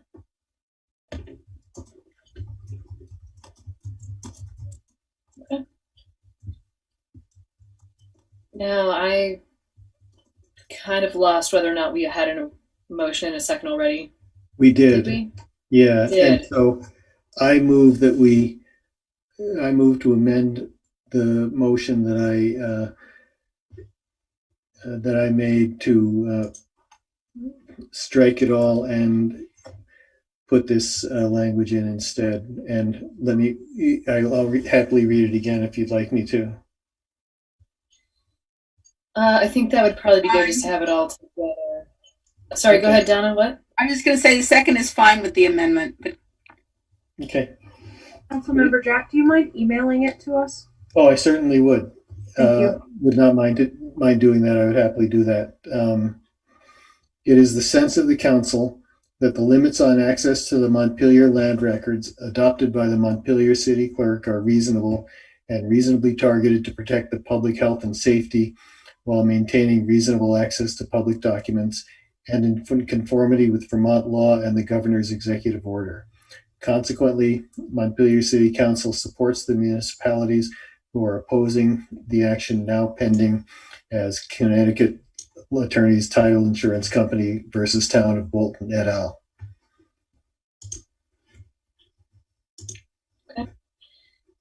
All right, so there's a motion and a second, which is this amendment. Any further discussion on this? Okay, all in favor, please say aye. Aye. Aye. And opposed? Okay, so that motion is amended. Now we got to vote on the motion. So all in favor of, oh, I'm sorry, any further discussion about the motion? Yeah, I'll just make a final thing. I mean, because our firm does a fair amount of title work and land transactions. And so I think substantively underlying this, I want to say that I think, this is ultimately the right position. And if I was, because we have been able to do closing after closing, it's slower, it's a little bit more difficult, but so is everything in COVID. And so I certainly agree with the substance of this position as well, and that's been my experience as a title attorney, is it hasn't stopped people from buying homes or selling them. I just emailed that to John and Cameron. Great. Thank you. Okay, any further discussion? Okay, all in favor, please say aye. Aye. Aye. And opposed. Okay, so that motion passes. Thank you. Thank you all. It does make a difference. That suit goes the right way. Yeah. Okay, we are up to the last item of our regular business, which is the warning for the town meeting. So you have a draft in your packet. You've just added an Article 15 regarding the cannabis, unless you want to move it to some other location. I will note that I caught under Article 1, obviously we draft these from one year to the other, and there is a line in Article 1 that says one council member from District 3 to fill up the remainder of a term of 2 years to expire in 1 year. That is not, so that should be struck. That was for last year. Otherwise, the numbers for the city budgets are all correct. We don't have all the final school numbers yet to put in. Just a couple things about that, if I may. There's a couple things, and sorry I missed that. That was basically a placeholder because I hadn't heard back from, who was going to run for, how many positions they needed in cemetery, parks, blah, blah, blah. But also the school and the CVPSA lines in there, they actually ultimately need to come from those respective clerks or organizations to go into the final. So those are essentially placeholders until next time on the final hearing. And you don't actually final approval of the warning until next meeting, which when you actually vote what goes on the ballot. So this is a first public hearing. If anybody has any questions about anything that's on the ballot. So does that mean we should open the public hearing? I thought the mayor already did. Oh, okay. I'll officially do that right now. Public hearing is open on the warning. So we don't actually need to vote on this tonight. It's just a hearing. Okay. Anybody else have questions or want to discuss anything on it? Can you explain why some of it is highlighted in yellow? So that's what John Odom was just talking about. Those three items need to come from the clerks of those agencies. So there are a draft of them, but really until we get something official from the school district and CVPSA, this is unofficial. It's always last minute. Donna and then Lauren, go ahead. But the actual at-large comes from the person. And so since they're not doing petitions be a candidate, is that person just coming in and telling you, John? No, that's not how this works. This is just, the warning says you're going to be electing one at-large person. Just like it says you're going to elect one council member from each district. That's what the warning says. Then the actual ballot will have the names of the people. All right. But it may be a placeholder that won't be filled if we don't have somebody who wants to be there. That's all. Still has to be on the ballot even if there's nobody running. Okay. Yeah, it would just be, your only potential to do anything would be to write somebody in. It would just be blank. Okay. Thank you. Oh, Lauren, go ahead. Just had noticed in the nitpicky vein, there's in Articles 5, 9, 10, and 13, it talks about fiscal year 2020 to 22, and I think it's supposed to be 2021 to 22.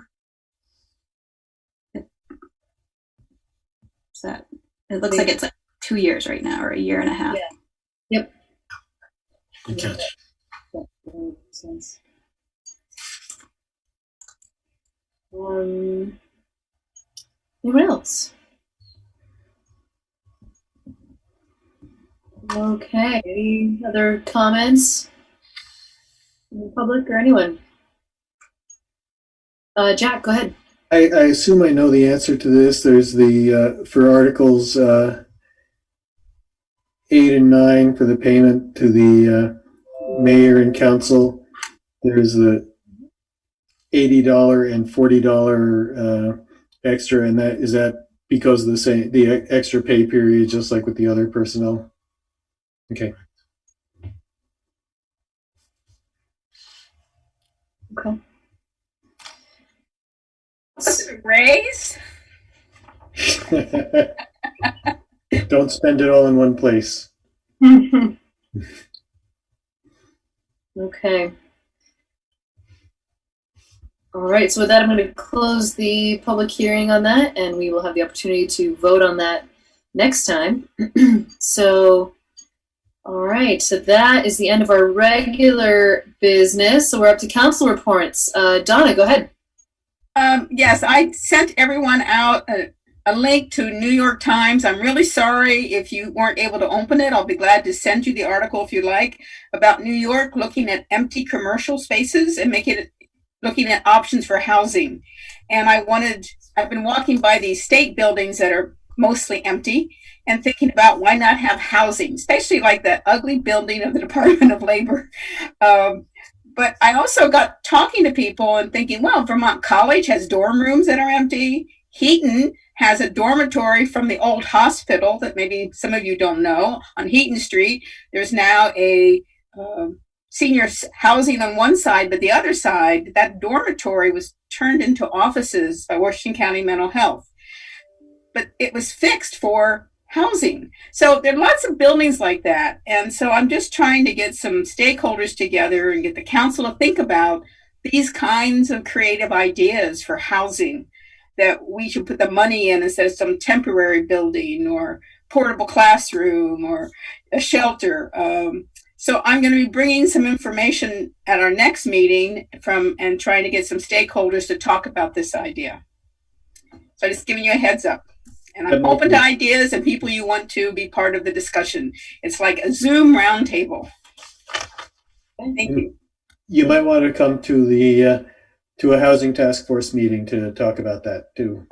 Okay, great. That's what I want. Names. All right. Send me. Yes. All right. Housing task force. I'll send you a note about that. Yeah. Good. Sam has already talked to some people, and so Rick's really interested. Yeah. Okay, Connor. That was a great article, Donna, in the Times there.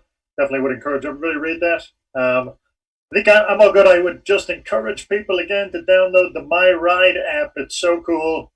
Been using it. Hypothetically, if you got a boot on your car and you needed to get a ride back home to get money and then go to the police department, My Ride could do something like that. Not saying that happened, but it's really good. And it's I think we're seeing the bumps in the road on it too. But it's kind of a good period to do that before like state employees come back and everything. I think there is a time to catch up breath on this and do it right. So download My Ride. Cheers. Connor, I can tell you, I tried to use it this week and they told me it was full.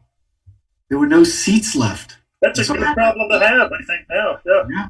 And so I had to log in later. I actually think that might have been, they were having an issue with that where it was sending people that message. So that might have been a glitch that has since been resolved. So keep that in mind. I was hoping it was successful. Yeah, right. That would be a great problem. Okay. Jay. All right, thanks. So this is probably like the best council report I could ever give, or my most favorite of all time. Is going to be hard to top because I get to do two things. One, I get to brag about my amazing wife, and two, I get to share some amazing news for the city.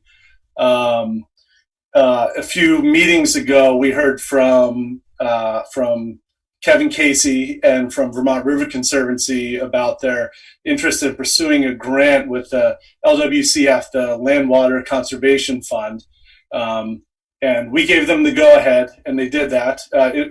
It'll involve some matching funds down the road, but they went ahead, and VRC and Kevin and Alec, they all worked hard on it.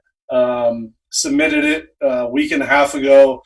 Ricarda, my wife, with VRC, presented to the grantors, and they just found out a few days ago that they're fully funded for the grant proposal at $300,000. So wow. This is just the best news for the Confluence Park that we could have gotten. And I know there's still a lot of work to do in terms of design, in terms of getting the matching funds, but I just couldn't be more proud, of VRC and Ricarda, but also excited for the city for this project and for the access that it'll create to our river right downtown. So I'm just super excited to be able to share that news tonight. And they'll, of course, they'll be sharing it more broadly, Kevin and Alec and VRC in the coming days, but happy to let everybody know that they were successful in that. So really good news. Yeah, that's wonderful. Okay, Dan. So three things real quick. One is in the news recently, Vermont Law School has been sort of teasing the idea of moving to Burlington.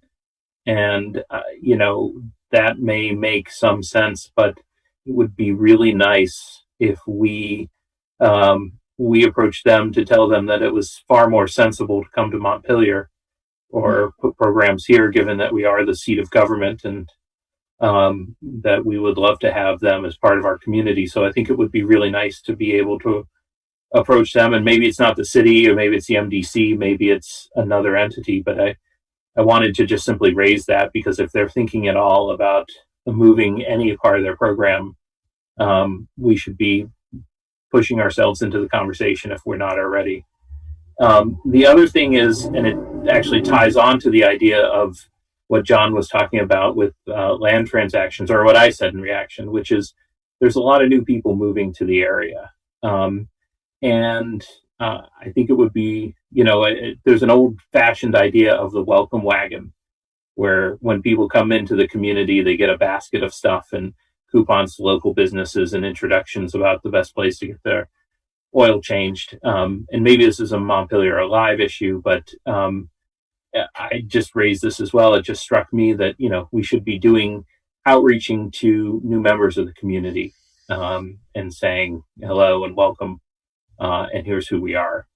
And I guess finally, this is maybe the point that was made before, but I want to emphasize that I hope everyone stays safe over the next few days and stays in a place where, we can avoid situations as we saw last week in DC if in fact some of those things happen here. Because unlike lawful protests, the thing that happened in DC was not. And no one wants to have either a discussion or a First Amendment argument when there's armed insurrectionists. And so I hope everyone just simply stays safe and blogs about it at home. Jack. I agree with, I don't have much. I agree with everything Dan said. At Vermont Legal Aid, we've had interns from Vermont Law School, and we've hired many graduates of Vermont Law School, and we have many outstanding attorneys who graduated from there. And I think we would be an ideal location for VLS to move. And if Dan, if you wanted to be one of the people to approach the law school, I would certainly be part of that too, if you'd like. And because, as I say, Vermont Legal Aid has relied on VLS graduates to do some great work. And the fact that we're right at the Capitol is a great thing, for a great opportunity for students. And the only other thing I would say is encourage people to stay home on Sunday. You know, we don't need to show up at the State House lawn to give voice to the fact that that the election's over and we won, because we know it, because President Biden is going to be inaugurated next week, and I don't want to see anybody get hurt. And that's all I've got. Thank you. Lauren. Yeah, thanks. I just wanted to acknowledge it's a really sad day that for the first time in history, a U.S. president was impeached for the second time by the U.S. House, like because of inciting a white supremacist, violent insurrection attack on our capital and democracy. And now seeing threats in our own community. And I'm just really appreciative of Chief Pete and the Montpelier Police Department, Chief Gowans, and our whole safety team in the community who are, I know, working incredibly hard to prepare as best they can to try to keep our community safe. So I just wanted to say thank you and echo to everyone to stay smart and safe over the coming week. And let's hope for the best and prepare. And thank you all. Great. Thank you. Yeah, I would just add my own thanks to all of you for your support and grace through all of this. You know, as we go through the next week or so, it's really hard to know what is going to happen. But I have faith that we are going to get through it. We're going to make it to the 21st, and I feel good that we are going to do our best to ensure that everyone is safe as best as we possibly can. And yeah. Anyway, I'm looking forward to the 21st. Well, and the inauguration. I also, you know, I was also sad just that we didn't really get a chance to, speaking for myself, really that we didn't get a chance to celebrate the fact that the Senate is controlled by Democrats, and that the election in Georgia went the way it did because it was overshadowed by everything that happened in the Capitol. In any case, and I was grateful, Dan, that you brought up Eugene Goodman, who was indeed a hero in saving lives at the Capitol on that day. Beyond that, last council meeting, I mentioned that I would be sending out to you the city manager evaluation, which I did not do, but I almost sent it to you this afternoon, and I am pretty much ready to click send on that. So that is coming very, very shortly. In any case, grateful for all of you. Certainly, let's be safe over the next week. All right, John, go ahead. Yeah, just probably want an election update. The little emergency election bill has now gone through both House and Senate GovOps. I think we're supposed to vote on it today, but I think they're voting on it tomorrow. I've sort of lost track of it. I've been testifying in front of 7 Senate GovOps a couple times the last week, but there's a lot going on. The governor is there will be money provided for this. The money's kind of, close your eyes, throw it against the wall. Nobody really knows how much communities are going to need for it. But it should be plenty. So it's going to cover everything that, you all were concerned. I mean, it'll be a reimbursement situation. We'll just pay it out, but then we'll get refunded, or, it'll come back. It also means I can spend a little more, because this is just the closer we get, the more of a challenge, more of a mountain this looks like, to pull us off doing this all ourselves and turn it around in just a few weeks. So knowing that money is there means that I can spend a little more, basically get some temporary help in to help out, and we'll just make sure it works.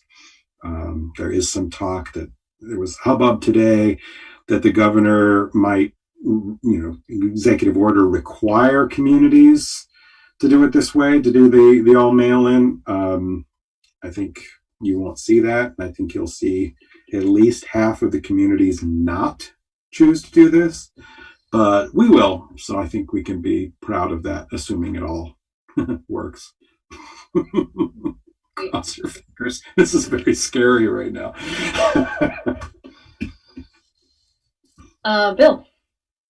Yeah, thank you. I don't have a whole lot either. I'd like to thank our Montpelier Police Department for all they do, but this is tough times to be police. We've heard a lot of constructive criticism tonight.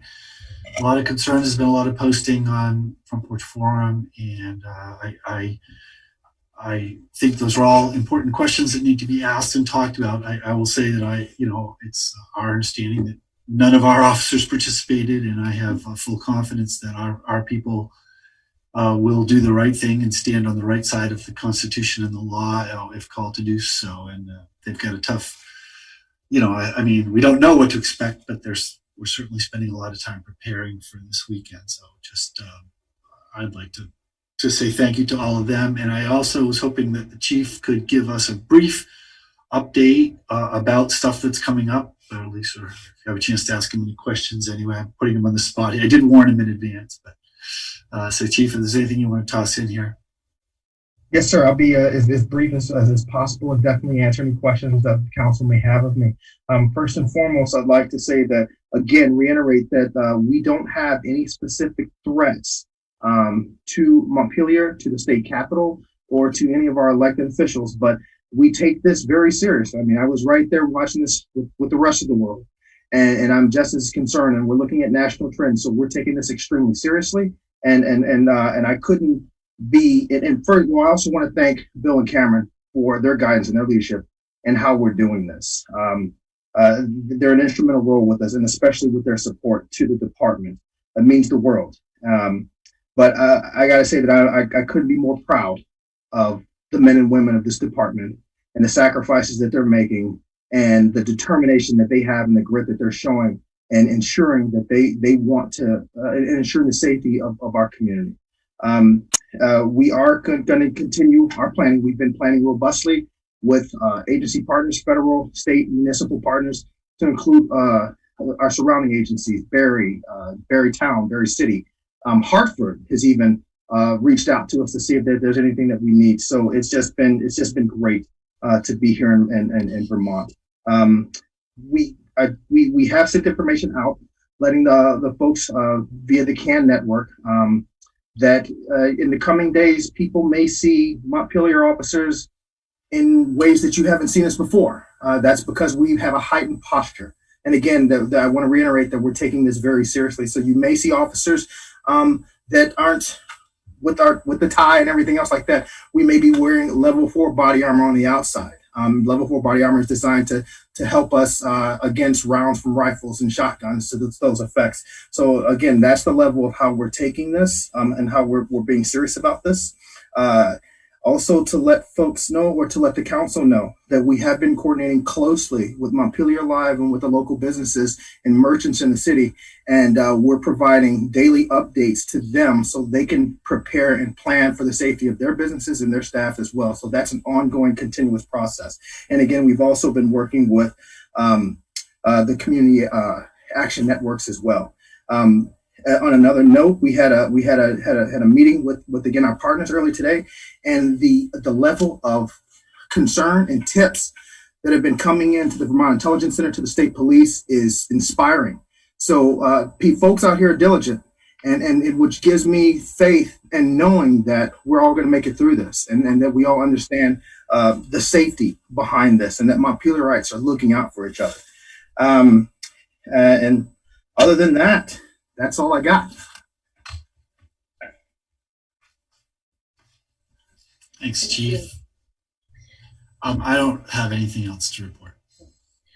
I think there's a couple of questions. Dan and then Donna. Sure. Chief, I had a question. It seems like the timeline is growing a little bit on this. Do you have any sense? Is this something where we're really looking at the 17th to the 20th, or is it starting sooner or later? Do you have any sense as to what the activities are likely to be? Yes, sir. So from my understanding, it looks like that the reason that the 16th was one of the dates that that's out there within the media is because that's a date of concern of other areas, primarily in the U.S. Capitol. So it looks like, in my opinion, out of an abundance of caution, the bulletins are coming out for all agencies to be cognizant from the 16th through the 20th, especially. But the 17th and the 20th are the primary dates we're looking at. But we are again going to increase posture, visibility, but moving after this, I think that we need to make sure we remain vigilant beyond the 20th. It's not as soon as the 20th is over with, we go back to business as normal. The department is going to make sure that we maintain a very robust information sharing platform and working with our partners. Okay, thank you. And I'll echo the other councilors and mayor, and that thanks to the department and all the work you guys are doing, because it's really wonderful. And please express that to the staff. Yes. Donna, go ahead. Yes, kudos to the police department. Yay, we're glad you're there. But I feel we would be amiss if we closed the meeting without recognizing that 3 of our councilors announced their re-election runs. And I missed it, I'm sorry to say, so I'm making up for it now. And maybe you all want to say a word to your constituents on the TV that you're running for city council. Lauren, Jack, Dan, want to say anything? Let's let Lauren go first. Sure. So yes, I'm running for re-election. Paperwork should be arriving soon, John, in the mail. The postal service is on tap. But yeah, no, would love to hear from people. As I run, of what your priorities are, and really hope to build on the work and in these really challenging times. Eager to kind of keep up the momentum for a lot of the projects we've been working on. So would love the chance. It's been an honor to serve, and would love to be able to do it for another 2 years. Thanks. I feel the same. It's an honor to serve. Montpelier, everyone has heard me say this before. Montpelier is the best place in Vermont to live, and the work that we do here week in and week out helps keep it that way. And it's an honor to be able to be a part of that, and to keep Montpelier being the great city that it is. And I hope people will continue to support me on town meeting day. I'm running for re-election as well, and looking forward to actually serving in a full term as opposed to this 1 year experiment. And hopefully this has proven fruitful for both myself and District 3. I've enjoyed it immensely. I'll echo Lauren and Jack's sentiments that this is, I feel like I'm the luckiest guy to have the opportunity to serve, with the staff, with the fellow councilors, with the mayor, Bill, Chief Pete. But it's also, it's a great opportunity to really make sure that everyone's voices and ideas are heard and thoughtfully processed. And so, if there are constituent concerns, and if anybody wishes to give me any feedback or thoughts, I'm always open and always available, and try and make those responses as thoughtful as I can whenever I receive emails. So I hope for support as well. I'd ask all of you to vote, but I think only Jay's the one can do that in reality. So thank you. Hey, Mayor, I did have one more item. Okay. And that is, we don't want to forget to stay on to get our picture. Oh, right. Oh, that's right. Thank you. I almost forgot. Yeah, me too. All right. So council members, and Cameron and John Odom, if he likes, if you could just stay on at the end here after we adjourn, so we just get a group picture. And then Chief, I know you wanted to call Chief Pete. I know you wanted to call me, but we need to do our photo op first here. Okay. All right. Well, with that, I'm going to adjourn the meeting. Clearly, like 10 o'clock came and went, and we were just still going. I think it's a good sign that people are like, no, let's keep talking. It's great. We're cutting us off. We're done. Right. So without objection, we're going to consider the meeting adjourned. And yeah, if you've got to unhide yourself. Chief,